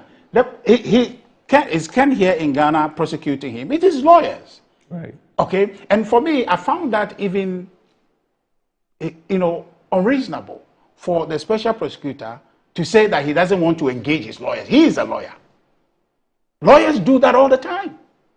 Lawyers engage on behalf of their clients all the time. They want to effect an arrest. But I'm just saying that they engage. Yes, of course. If you want to arrest me, my lawyer comes. He knows that it means that you have a connection to me. You know somebody who knows me through whom you can get me. And he is a lawyer. He knows lawyers mediate all the time on behalf of their people. And most especially when the lawyer is coming to tell you that the client you are looking for, who is mine, is not in the country, is somewhere in America. And the reason he can't come, that I'm here. So who is lost?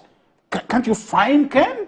When his lawyers are before you, the man is engaging you. So all this intimidation must stop.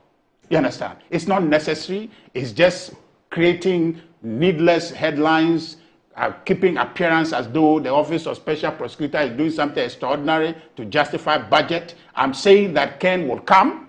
He has indicated will come. Now, the point about taking him to court, the fact that he's agreed to come at a certain point doesn't preclude him from suing you if you have breached his human rights. Okay? That is a separate conversation. If you and I have a situation, I owe you, Moro, and we have come to my brother to settle the issue and say, I'll pay you at the end of the year, and you have agreed. But you have assaulted me. It doesn't preclude me from taking you to court, so you are properly dealt with according to law because you have invaded my private space. That's something that is not related to whether you want to put me on a blue list, on a green list, or a red list. It's the law. So this whole intimidation thing should just simply stop. Okay. You see, my brother, they are in power. Okay? So this whole conversation about SkyTrain, that train, and this train, they should investigate the thing and prosecute the people. Yeah, that's what we want. Of course, we want him to come home. No problem. No, I'm just saying that. Investigate. This is not time to make allegation. You have the power. You say when you come, you will do it. Yeah. They're there. Yeah. We're saying that we are committed to, fighting corruption. But the OSP is not NDC government. No, I'm not talking about. It's my brother who just said he mentioned SkyTrain. He mentioned some other corruption. So that's what you're trying to. Yes, him I'm talking to. I'm not talking about OSP matter. Is a simple thing. Is that I should stop the intimidation. Whoever he wants to investigate in our government, part of our the former administration, they are available to be investigated. Initially, they claimed that Gift Oware is dissipated, or she's disappeared, or she's nowhere to be found. They can't see, using lenses or whatever they are using to find. They can't see. But the person just showed up. They've had her. She's talking to them. They gagged her from not talking to the media. But we are available. We are not going anywhere.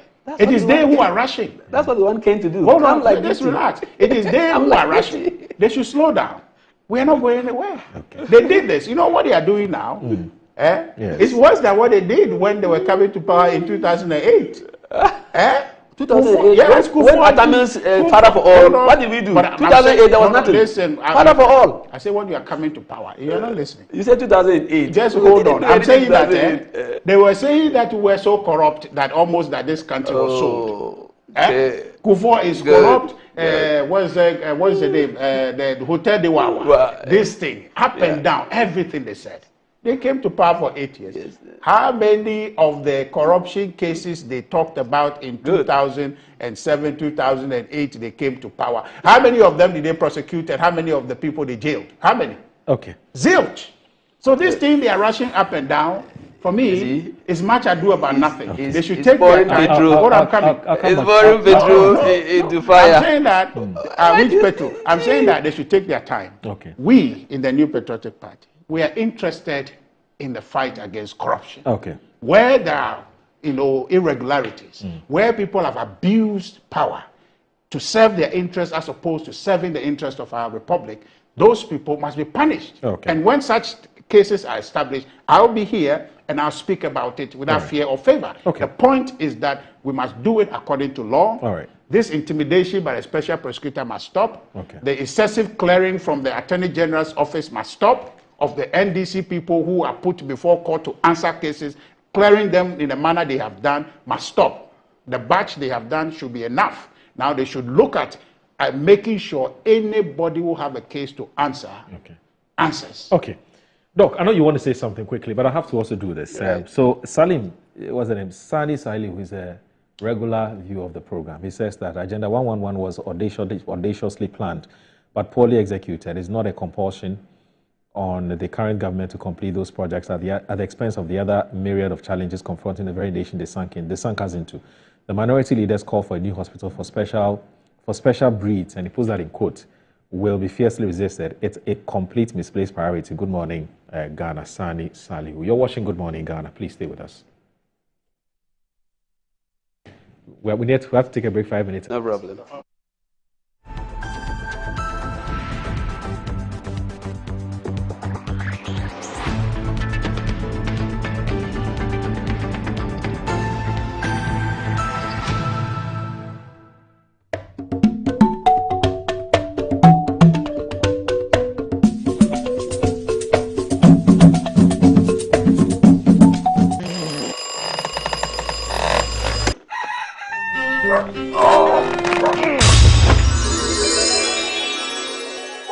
Who are you? Who are you? Charlie, I'll be you from the future. Who doesn't sleep on that slice of bread you call mattress anymore? Don some slippers, then follow me. You just try the mattress we did the front there. Yeah? That'll be the mattress where the dead for time. Wait, what are you doing?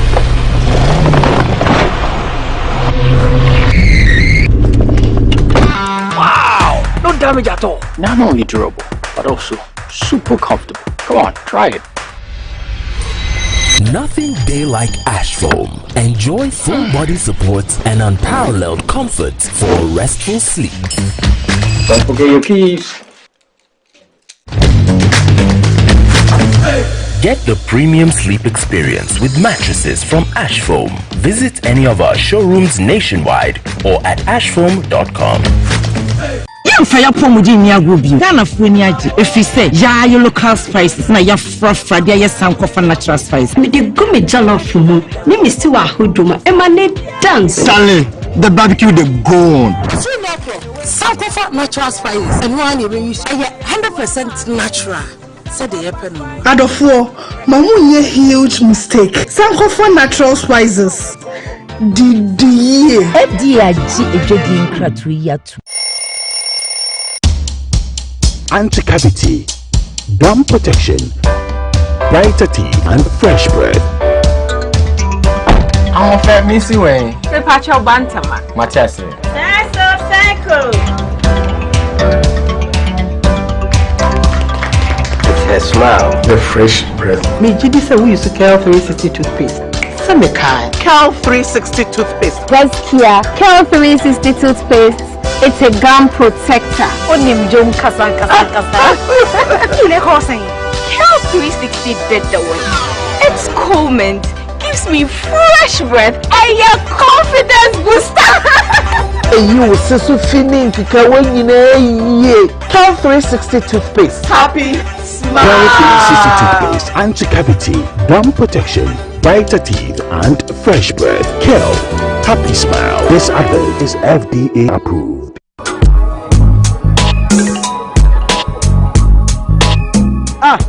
Customer, I don't know who to say.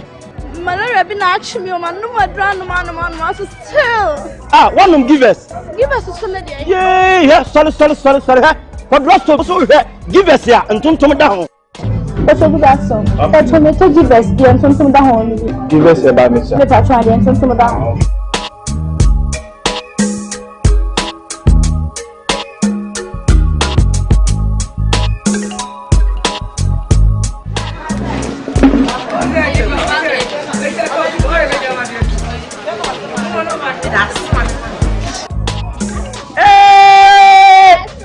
Customer.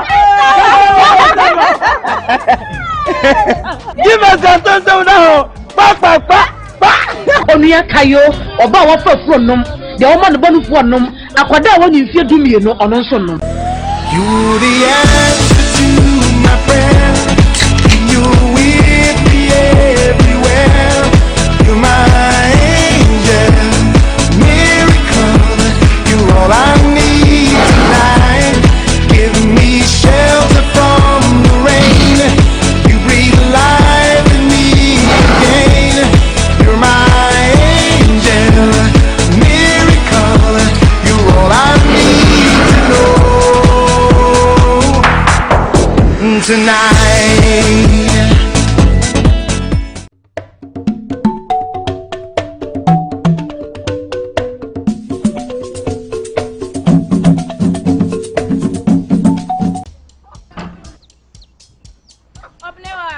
Mommy.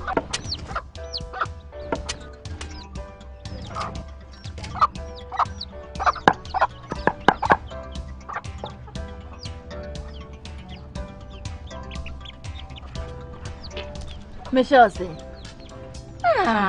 Fe.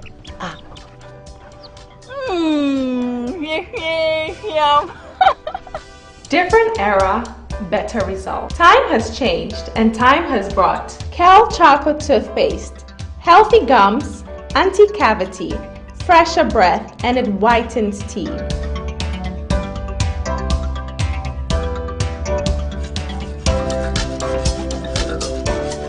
Kel Chocolate Toothpaste. Sankofa. Yenchi, Kel Chocolate Toothpaste. Happy Smile. This advert is FDA approved. I'm a branch manager. Of course, I accept only quality and affordable printed souvenirs for my promotional campaigns. I'm the head of academic affairs of a very important institution in Ghana. Of course, we only deal with quality, reliable printing companies for our institution's printing materials. I'm talking about appointed time printing.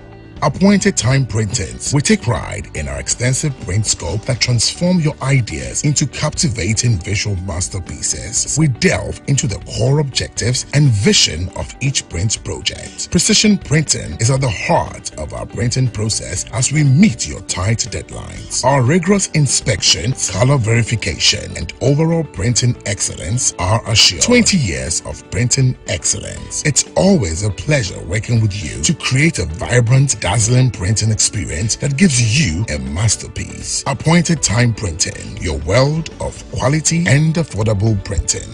Attention all farmers, are you ready to take your crops to the next level? Introducing 3 effective organic composts that will revolutionize your farming practices. ACAP, KCAP and Iricor brings to you the ultimate solution for your fertilizer needs. Introducing the ACAP Grade A, KCAP Equiafua Jinkwa, and the Iricop with cocoa blends, palm blend and mulch. These are made from locally sourced municipal solid waste, and these are the perfect choice for sustainable farming. Join the organic revolution today. Boost your crop yield, improve soil health, and support sustainable farming practices. Choose ACAP, KCAP and Iricop organic compost for a greener and bountiful harvest. For your purchase and more information, call the numbers on your screen. Our products are endorsed by COCOBOD, Planting for Food and Jobs, and the Ministry of Food and Agriculture.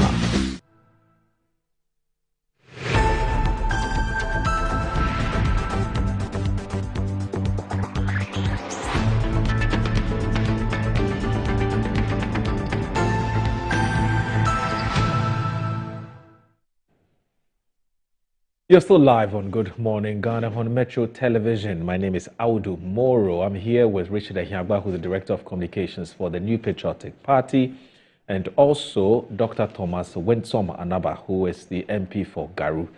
And we'll be looking at the seeming Cold War. That's if it's cold indeed, something is hot, but the seeming Cold War between the Office of the Special Prosecutor and the former Finance Minister Ken Ofori-Atta. Doc, you wanted to do a quick reaction because there's one other issue that I want us to look at, which has to do with No, I was just trying to emphasize what he said about Ken has his rights. Already I said in my statement that yes, if he has any issue regarding the way he's being treated by the special prosecutor, to me, I think this is a country of rule of law. He goes to court. If he's right, he'll be exonerated. But you know that Ghanaians do have the right, and that right is vested in the president and the OSP to ensure that any issue that has to do with misappropriation of anything for the state is dealt with. So we also have the right to invite him to come home. And we can't wait for when he wants. Yes, we know if you are sick, you are supposed to get the needed treatment. But sometimes if you know you are sick, we also assess the type of sickness you have and see whether you can make time to travel and come down or not. So you should also send his medical reports to the OSP to get medical doctors to also look at it to see whether actually this will prevent him flying to come for 2 days, 3 days, 4 days, answer questions and go back. If it's feasible, why? Well, we allow him to do that. But to just say that he must attend to himself, if we allow him, then he may take months and years before he will come. So the letter we got from the hospital stating that he was actually there, you don't think it's enough? No, he was being treated in the hospital, not admitted in the hospital. Okay, there's a difference. You can be in the house and going to a hospital for treatment, and maybe if you are taking chemotherapy, for instance, you can be doing it weekly. So within that 1 week, can't you take 2 days, drop in Ghana and go back? So you're suggesting that it doesn't tell the full story? No, it doesn't. To me, it doesn't tell the full story. I think that he should do something to really show that he's putting up himself for us to answer the questions that they are putting before him. All right, so Richard, my brother. We appear to have found, finally, a more practical solution to dealing with this age-old menace which has proven to be an existential threat, is a clear and present danger as far as our lives are concerned. And I'm talking about Galamsey. Oh. Yesterday, something was launched, and the Daily Graphic has captured it on page 20. And it says 400 guards train to safeguard water bodies. Now, Doche Kobla Akoloboto from Ezinglebo, I believe, that's in the Western region. He said the Ministry of Lands and Natural Resources has started the training of river guards to protect the country's water bodies against degradation. Currently, 400 recruits known as the Blue Water River Guards are undergoing training at the Ezinglebo Forward Base of Ghana Navy in the Jomo district in the Western region. The government intends to train 2,000 river guards across the country this year. The Blue Water River Guard is a model under the Blue Waters Initiative, one of the two pillars the government wants to deploy to resolve the canker of mining and water bodies and environmental degradation. The other one is a Tree for Life. The trainees will undergo intense and rigorous 4-week training to be equipped with the skills and knowledge necessary for the adequate and timely protection of Ghana's river bodies. The young trainees, drawn mainly from the affected communities, will undergo training in swimming and other skills under the operational command of the Ghana Navy Riverine Command. At the launch of the Blue Water River Guards Initiative on behalf of the President John Dramani Mahama at Ezinglebo in the Jomo municipality, the Minister of Lands and Natural Resources, Emmanuel Kofi-Boa, said today, under the Resetting Ghana agenda, we're proud to introduce 2 groundbreaking programs, the Tree for Life Reforestation Initiative and the Blue Water Initiative, which we promise to deliver in the first 120 days in power. He underscored the importance of the River Guard Initiative in the fight against illegal mining. Our rivers are more than just bodies of water. They are the lifelines of our communities. They provide drinking water, support agriculture, sustain fisheries, drive tourism, and facilitate transportation. Yet the selfish actions of illegal miners are robbing us of these vital resources. The minister said the Blue Water Initiative was the government's response package in a comprehensive strategy to safeguard water bodies and promote sustainable practices. Mr. Boa said the success of the River Guards hinged on the support of every Ghanaian, that it was not just another government initiative, it was a national call to action. We must all play our part in protecting our water resources. The trainees would serve as the frontline defenders of rivers, ensuring that water bodies remain a source of life, livelihood, and prosperity in generations to come.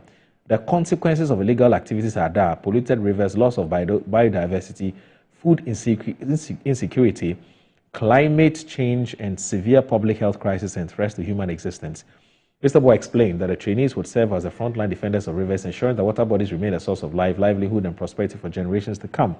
He said the consequences of the illegal activities were dire, resulting in polluted rivers, loss of biodiversity, food insecurity, climate change, severe public health crisis, and threats to human existence. The minister charged the trainees to see their task as a call to duty and part of history to give life back to the country's rivers, saying your responsibilities are absolutely critical and responsible for monitoring the health of our rivers, identify areas of concern, and reporting on an illegal activity for timely intervention. So they are not going to fight, they report. Their job is to report. And it goes on and on and on and on and on and on. Doc, Richard, I don't know which of you would want to have a take on this. Doc, you want to start? Yeah, no okay, problem. That's fine. What information are you privy to as far as this is concerned that you want to share with us? I'm not privy to any information except the proposal he made to us in Parliament when he met us with the directors at the ministry, proposing to us, showing us some of the proposals they have to combat the illegal mining, to ensure that the galamsey that is destroying our forests, our environment, our rivers, is reduced to the barest minimum. They propose these water guards to be trained. I think this is a good move the ministry is doing. One, it would give employment to 2,000 people at the end. It means that 2,000 people who would have been in Galamsey, I say it advisedly, could have been in Galamsey, will be trained to make sure that they report any incident of any contaminated waters from the Galamsey entering the river, and then they report it to the authorities and then the authorities would then come and clamp onto the people doing the illegal mining and polluting the water, or even doing normal mining.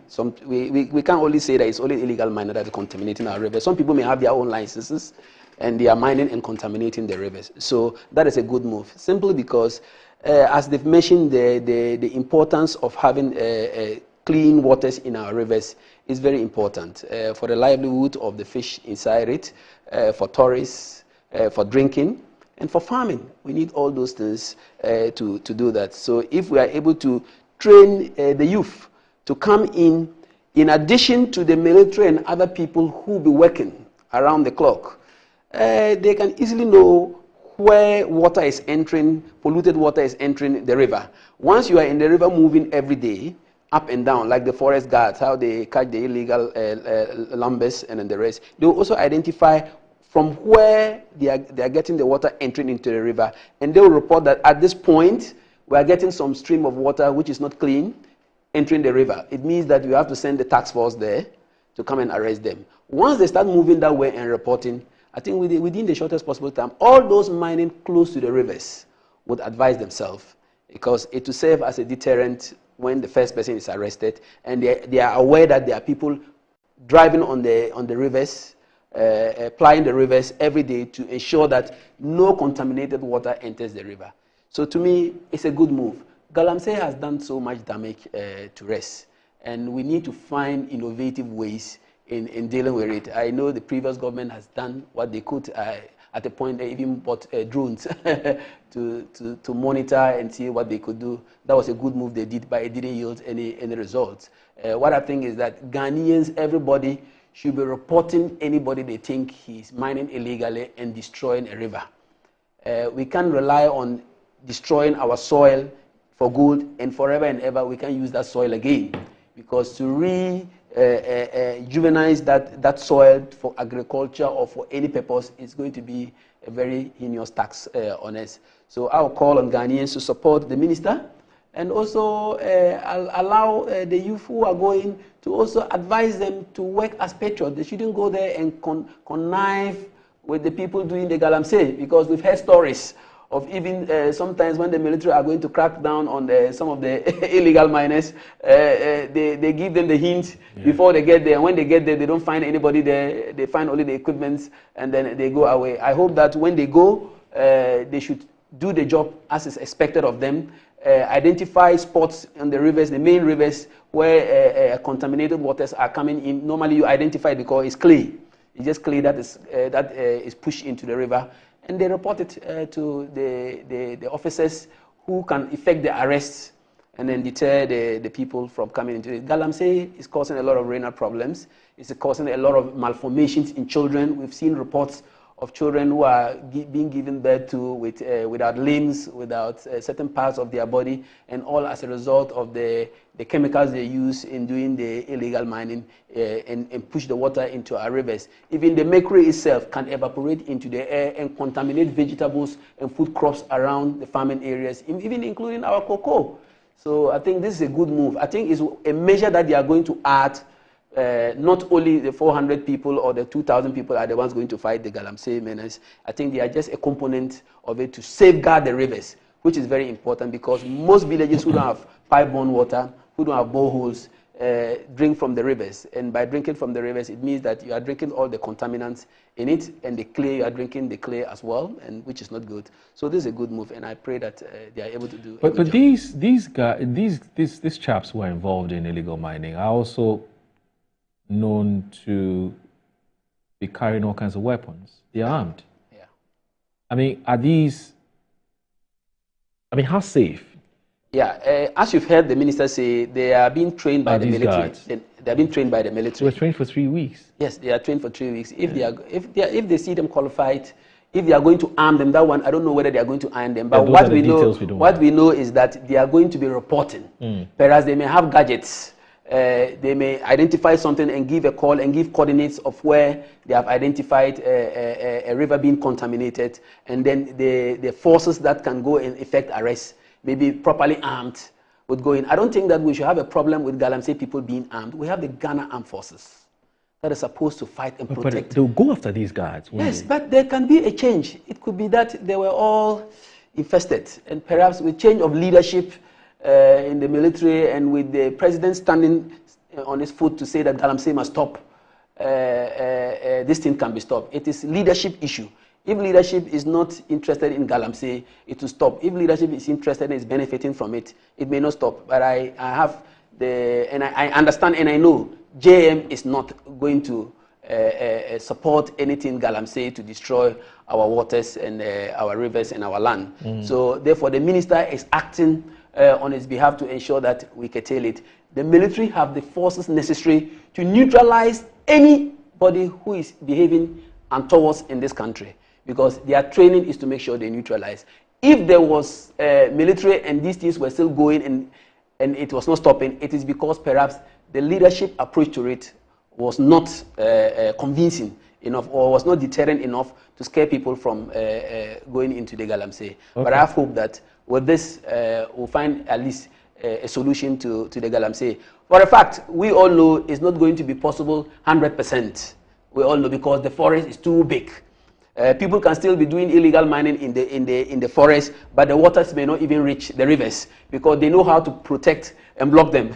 So we also have to use other means in identifying those spots and deal with them. But at least for the waters, if they want to protect the contamination of the waters with these 2,000 guards they want to train, I think it's something that we must commend the minister for doing it, because that is where our life is. Water is life, as he said. Okay.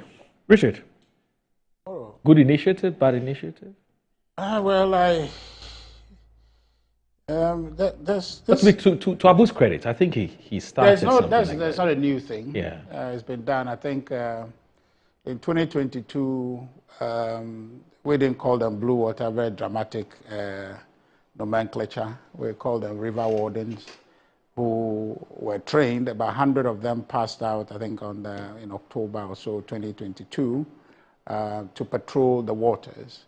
And so that situation is there. So he's only building on what foundation has been set for him. Right. And I recall very clearly boats, river boats and things like that, accoutrements were gotten for them to start.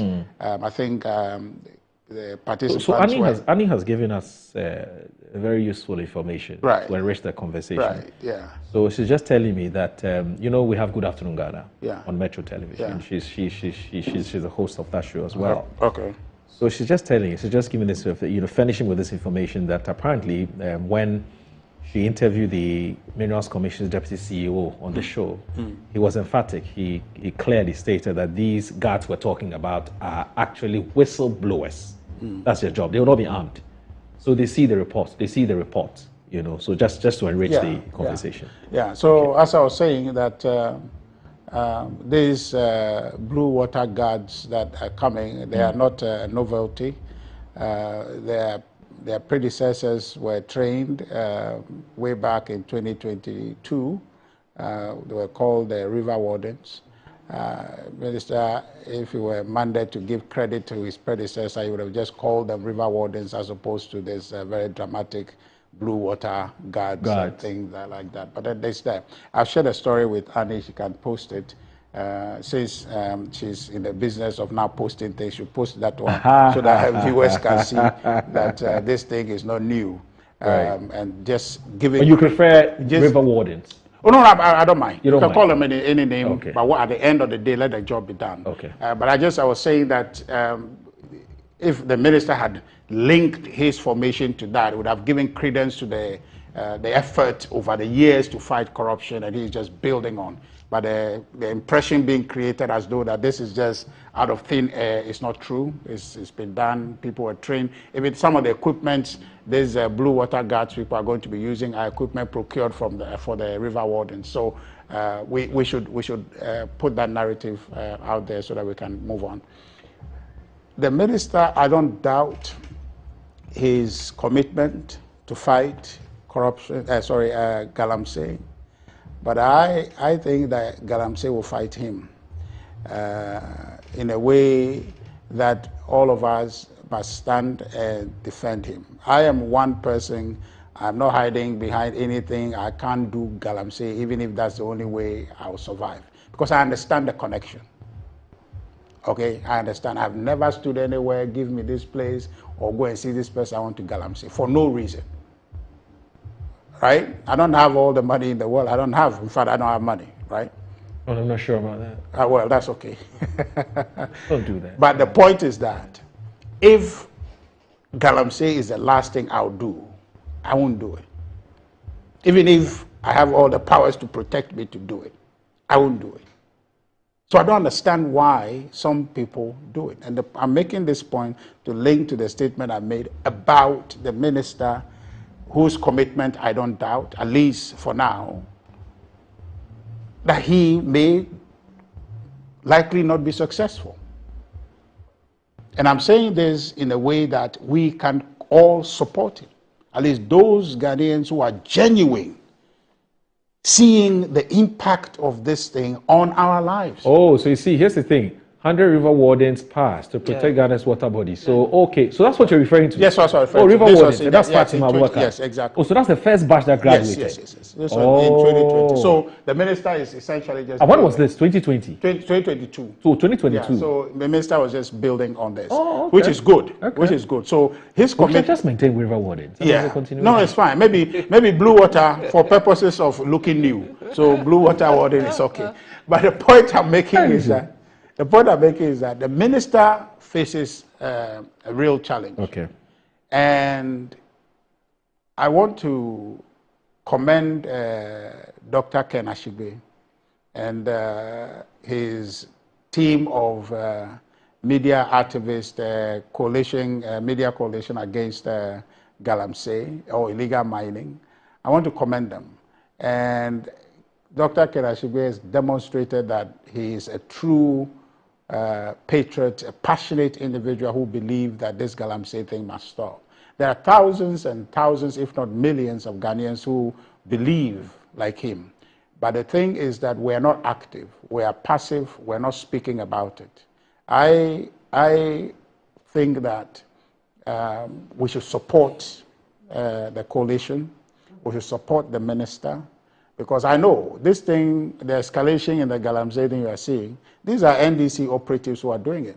And the minister is being fought in his own party. They are hold on. Allegation. It's not allegation. You mean you know this for a fact? But were you not here when hold on. What do you want to say? No, please. You are accusing NDC members of doing Galamsey. Do you have evidence? Do you have evidence? You don't so have. I should hold a Galamsey person in the bush who is preventing a soldier from coming to see. I should bring one to come and show you. Is that what you are saying? Please. When we talk about Kunta mining, we have evidence. Is that what he's asking me to do? So I should bring Galamsey person who is avoiding military people to come to the forest. I should bring one and sit here. How are you able to tell that next week Tuesday, bring to this party? Next week Tuesday, as any NDC member said, party Yansika. No, hold on. Next week Tuesday, put a third chair here. I'll bring one Galamsey person for the bush to come and sit here. He wants evidence. I'll bring it. Are you sure this person is? You bring the chair. The person is not your creation. Exactly my point. I'll give my chair to the person. Exactly. You have to see that. I have just one example. Party Yansika. We will check whether the person is a Galamsey proper or is which like you know, my brother, he's fought hard to win a seat in Parliament. So I won't deny him a seat. All right. So we'll have a third seat. Right. But the point is very critical. Okay. This Galamsey thing, you and I, we shouldn't joke with it. Every Ghanaian, we shouldn't joke with it. It's a big problem. The mineral wealth of our country is ours. Yeah. We must find a way to dig it out. We saw at our point in our regime when things came to a head, the economic situation, exchange rate became a problem. We relied on gold to do the gold for oil, and it saved us. Petrol, export prices that went so high came down as a result of that.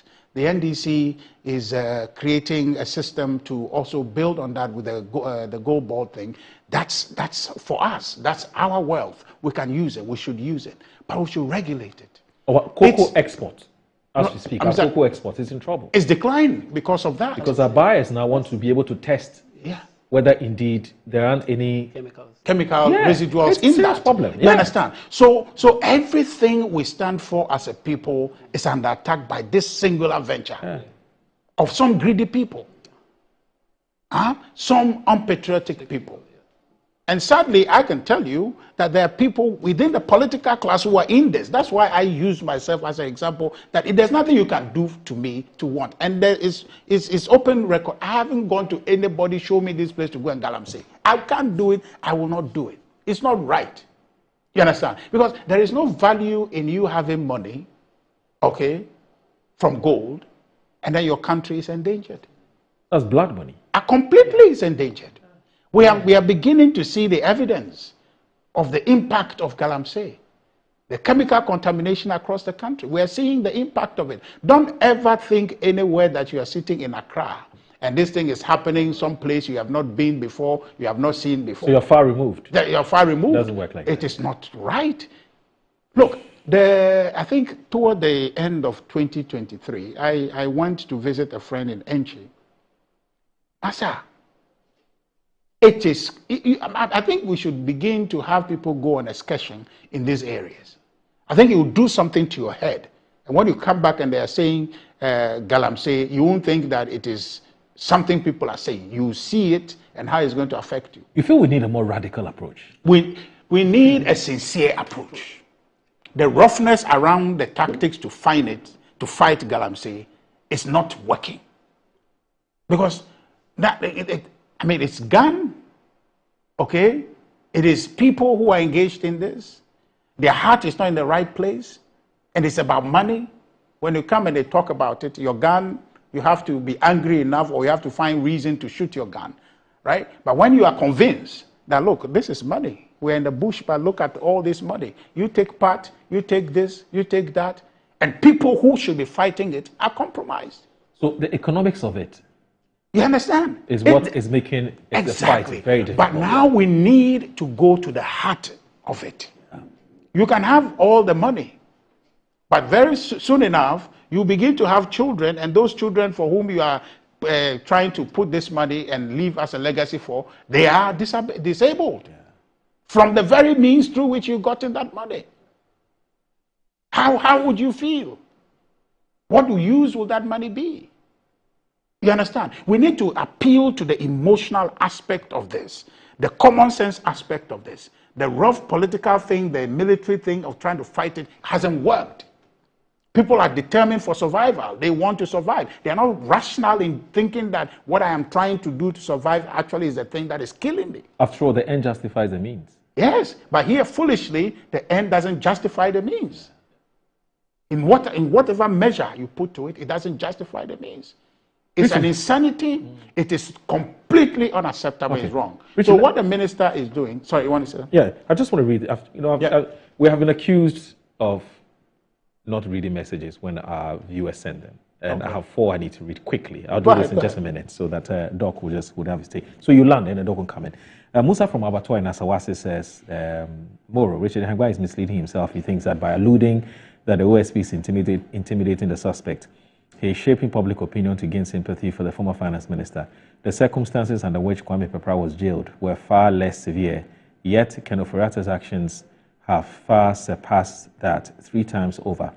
Honestly, from where I stand, it seems like the OSP is actually being unusually lenient with his case. Alhaji Hadi from Pink Farm says, then if the water guards are only whistleblowers, that is good. That is good. But my brother, with immediate effect, government should make a move to repeal that LI 2462, the one that allows people to mine in forestry area. Says, I've heard Mutala saying that the bill is actually ready. I think it's even going to be put in table before the House or something. Government should also, as a matter of urgency, declare a state of emergency in those particular areas to solve the problem once and for all. More, President Mahama government cannot afford to fail in this fight against galamsey. My brother, let's call a spade and stop beating around the bush. It is a fact that there are some big men and women behind all of this. Not to forget about the politicians, our chiefs and DCs. A very radical approach is needed in this fight. Elijah Hamza from Pig Farm sends that message. And Mansa Musa, that's my... so Mansa Musa So sorry, let me do this one from McLean. He lives in Western region, so he knows exactly what he's talking about. He says the rapid influx of excavators in the Western region north, in the West North region, for illegal mining galamsey activities is very alarming. If the trend continues, we'll risk losing all our forest reserves within the next year or two in the Western North region. The destruction of these vital ecosystems not only threaten biodiversity, but also impact our climate and local communities within the region. Speedily, drastic actions are urgently needed to protect our forest reserves and water bodies in the Western North region. So that's from MD, that's McLean, from Sefi. We also. McLean, thank you very much for being a loyal viewer of the show. And Mark Boafo sent a message. But Mark's message is in reference to okay, let me do this for Mansa Musa quickly. Captain Morris says politicians in most jurisdictions are trying not to be seen as exceptions. They are trying to project or to reverse a tarnished or misconstrued image of elitism. In the UK, politicians want to be seen as same and equal to other citizens of society. Then they don't want to portray an aura of superiority. In Ghana, only one Apenyoma King is doing his best to alienate politicians from the general public. Someone should tell Apenyoma King and his like that a politician is not more important than a cleaner.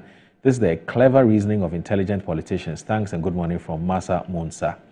And Makojo Boafo, let me do this one from Mark. He says that, good morning, my brother. There are several parliaments around the world that have a hospital or medical facility serving parliamentarians. Here are a few examples. Examples of parliaments with on-site hospitals. 1. India. The Indian parliament has a fully equipped hospital. The parliament house dispensary, which provides medical services to members of parliament and their families. 2. United States. The U.S. Congress has a Capitol Hill Medical Center, which provides medical services to members of Congress, their staff, and other authorized personnel. UK. The UK Parliament has a Parliamentary Health and Wellbeing Service, which provides medical service to MPs and their families, including access to a GP and other healthcare professionals. And then in Canada, the Canadian Parliament has a Parliamentary Health Services Centre, which provides medical services to MPs and their families, including access to a GP and other healthcare professionals. 5. Australia. The Australian Parliament has a Parliamentary Medical Service who provides medical services to MPs and their families, including access to GP and healthcare. Now, other parliaments with medical facilities, so he talks about Germany, France, Japan, South Africa, and it says they all have same. It's worth noting that these medical facilities may not be full-fledged hospitals, but rather clinics or medical centers that provide basic medical services to parliamentarians, just like we have in the case of Ghana too. And Doc actually mentions that as well. So, Richard.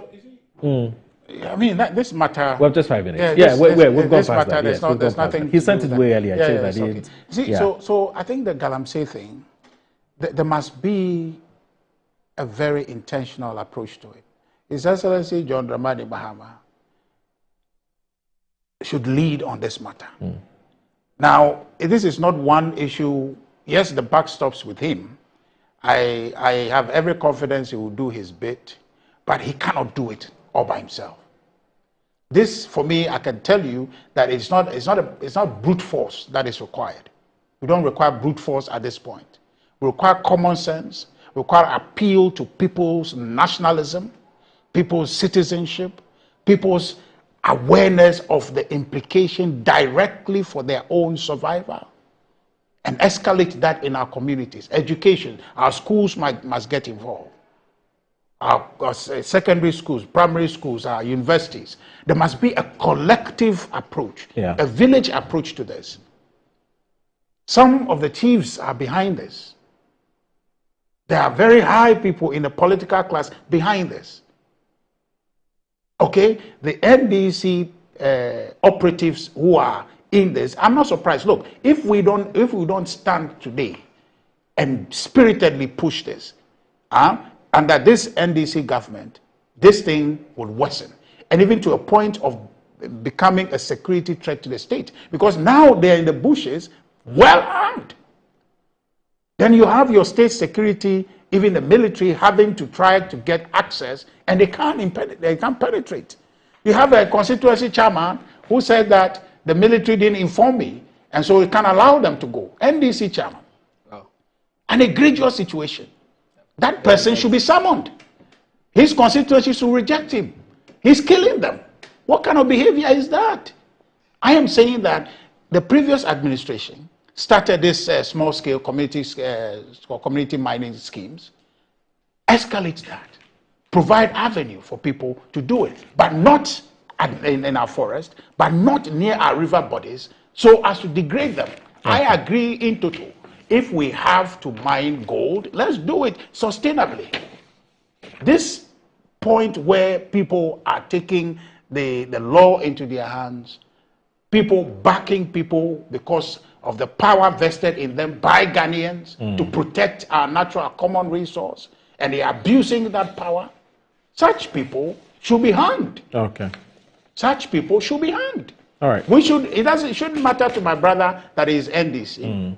It shouldn't matter to me that I'm MPP. If we know people who are in it, fortunately, I don't know anybody who is doing Galamsey, either in MPP or NDC. I don't know. If I know, I'll call them by name. Okay. Because I will not do it. So much that I will watch for somebody to do it, to destroy it. Such people should be ashamed of themselves. Okay. They are killing all of us, and we shouldn't allow it. Yeah, your final remarks. I think he's landed well by saying that he does not know anybody in NDC or NPP who is in Galamsey. But I think in his previous submissions, he said NDC people. No. Get my point well. I'm saying I don't know like I know Moro. I know you. I will mention your name. Yes, but the NDC people, in fact, if you listen to Dr. Ken Ashigbe, he actually made this point not only on TV, but he made it to the minister himself that there are people in his party. That's why I told you that the minister is being fought within. Because people from your party are doing it, and you actually campaign that when you come, you allow them to do Galamsey. So it's not surprised that the Galamsey situation is worsening under this NDC government. Right. So far, I think the rivers are clearing. It means that there's a good move. Something positive is being done. We shouldn't prevent people who have license to mine, and the small-scale miners, we shouldn't prevent them from mining because they are doing it properly. We've had examples that they cited that they are doing small-scale mining license and they are doing it very well. We shouldn't prevent people. I think that accusing an NDC chairman of preventing inspection in the bush, I don't have that evidence, but if you have it, fair enough, but I have not heard of that. What I want to tell the gentleman who sent the report regarding the parliaments with health facilities. Every parliament in this world have what we call parliamentary health service, which is there. Whether it is a full hospital is what we are talking about. It is never a complete hospital. Even our own parliamentary clinic that we have there, outsiders go there. Visitors who come and fall sick, they go there, and other people are rushed there as well. Even the ambulance sometimes is used to do certain activities for non-parliamentarians. So we are all having the same thing. If India has a hospital in their parliament, it is understandable. You know the size of their parliament? You know the size of the number of people working there? It's just like a school having a sick bay. So if their parliament is very huge, the numbers there are huge, the parliamentary service workers are staff, they are a large number, they can decide to have it because they have a very huge population within their parliament. So that one can be justified. Richard, sorry, before you go, just quickly. Richard, I have some information for you. Again, Annie has just prompted me to something. Again, still on Good Afternoon Ghana yesterday. So she spoke to the Upper Dentra East chairman. He's called John Swansea. He's the one you're referring to. He's actually apologized. And has actually promised to be an integral part of the fight against illegal mining. Yeah, so congratulations to him. I think that's good. That's good. Thank you. That's fine. At least we are getting people apologizing for the wrong that they do in terms of Galamsey. We wish this was happening. I think that he himself have stated how he went to some places and saw devastation. They didn't happen here. But all what I'm praying is that those they are training to go to do this job, they work as patriots. The chiefs, the politicians, the rich, the very people who have the monies to buy the big machines into these forests, we should appeal to their conscience. And one thing that I would like to recommend is that, look, all these heavy-duty machines that are going into the forest, or anybody who import these heavy machines, government should put a tracker on it. Government should put a tracker on it. It is easy. If you see any heavy-duty machine that can be used for Galamsey, it has no tracker, it should be ceased. Okay. Until that program they is put there. a tracker Commission, on they it. have a whole setup. And in that way, we'll be able to track that in because- real time, as we're here. They're able to the track. tractors are working. They are monitored. They've been fenced in. You Okay. can't cross. I think somebody was talking about a similar thing. Yeah. Those things are there, but the guys who are doing the illegal stuff, there are powerful people behind them. They can get the thing to where they want to get it to, and that's why we must appeal to the heart and of conscience. those monitoring. It's those a sitting mass behind the conscience. cameras, the screens monitoring, Yes. to actually be patriots, and those going to the forest to go and arrest should also be patriots. And they should be given proper stimulus to enable them to work their hearts out instead of going to be bribed by these people doing the galamsey. And at the end, we are losing. We are paying them for going to work. They go, they take their money and allow them to continue working. We are losing 2 times. It's education. It's public so I think education. it should be a general call. You can be so much hungry, okay? But when you see, they say this food there's poison in, you eat it. If that's the only thing you eat, you Then eat I might it. as well They die. must understand that what money they are going to take is poisonous. If they take that money and eat it, they will die. So they should stop it. I get it. You can't compensate them enough that they won't take any money. Okay. Richard Ahiagba is the Director of Communications for the MPP, and also Dr. Thomas Anaba, Wintom Anaba is the MP for Garu. Thank you so very much for your time. It's always a pleasure having the two of you here on Tuesdays for the Good Morning Ghana show. My senior, This show was senior also- should become the. They already have a deputy minister for. You want to lobby health for him? or something? You want to lobby for him? Yeah. He's a fine man. He's a fine man. His politics at the beginning is on steroids, but now it's Who are some of the But influential? you do well. Who are some of the influential people in the NDC you know you can speak to? Oh, the president. He's your friend. Yes. Oh, I The didn't know president this. is all our friends. Is everyone's Oh, friend? okay. I thought you had a more personal. Yeah, I'll talk to the president. We have the men in NDC, so anybody who is chosen. No, he wants to talk for you. So now when you meet him on No, I know Tuesday, you please do go well. well. No, I know you He'll do well. Yeah, No, I don't think his competence is in doubt at all. Yeah, But you know, ask for these that. things are a bit it's a bit complex. Anyway, Mr. President, please. see you aside from him. Anyway, thanks for watching Good Morning Ghana. Thanks. Have a good day. Bye bye.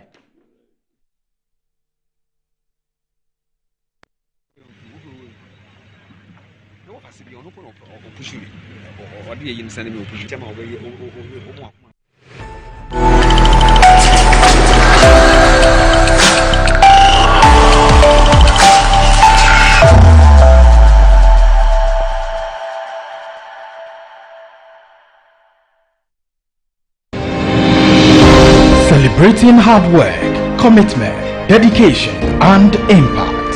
The Metro Sports Awards 8 in 8 seeks to identify and reward the 8 most impactful sports personalities the last 8 years.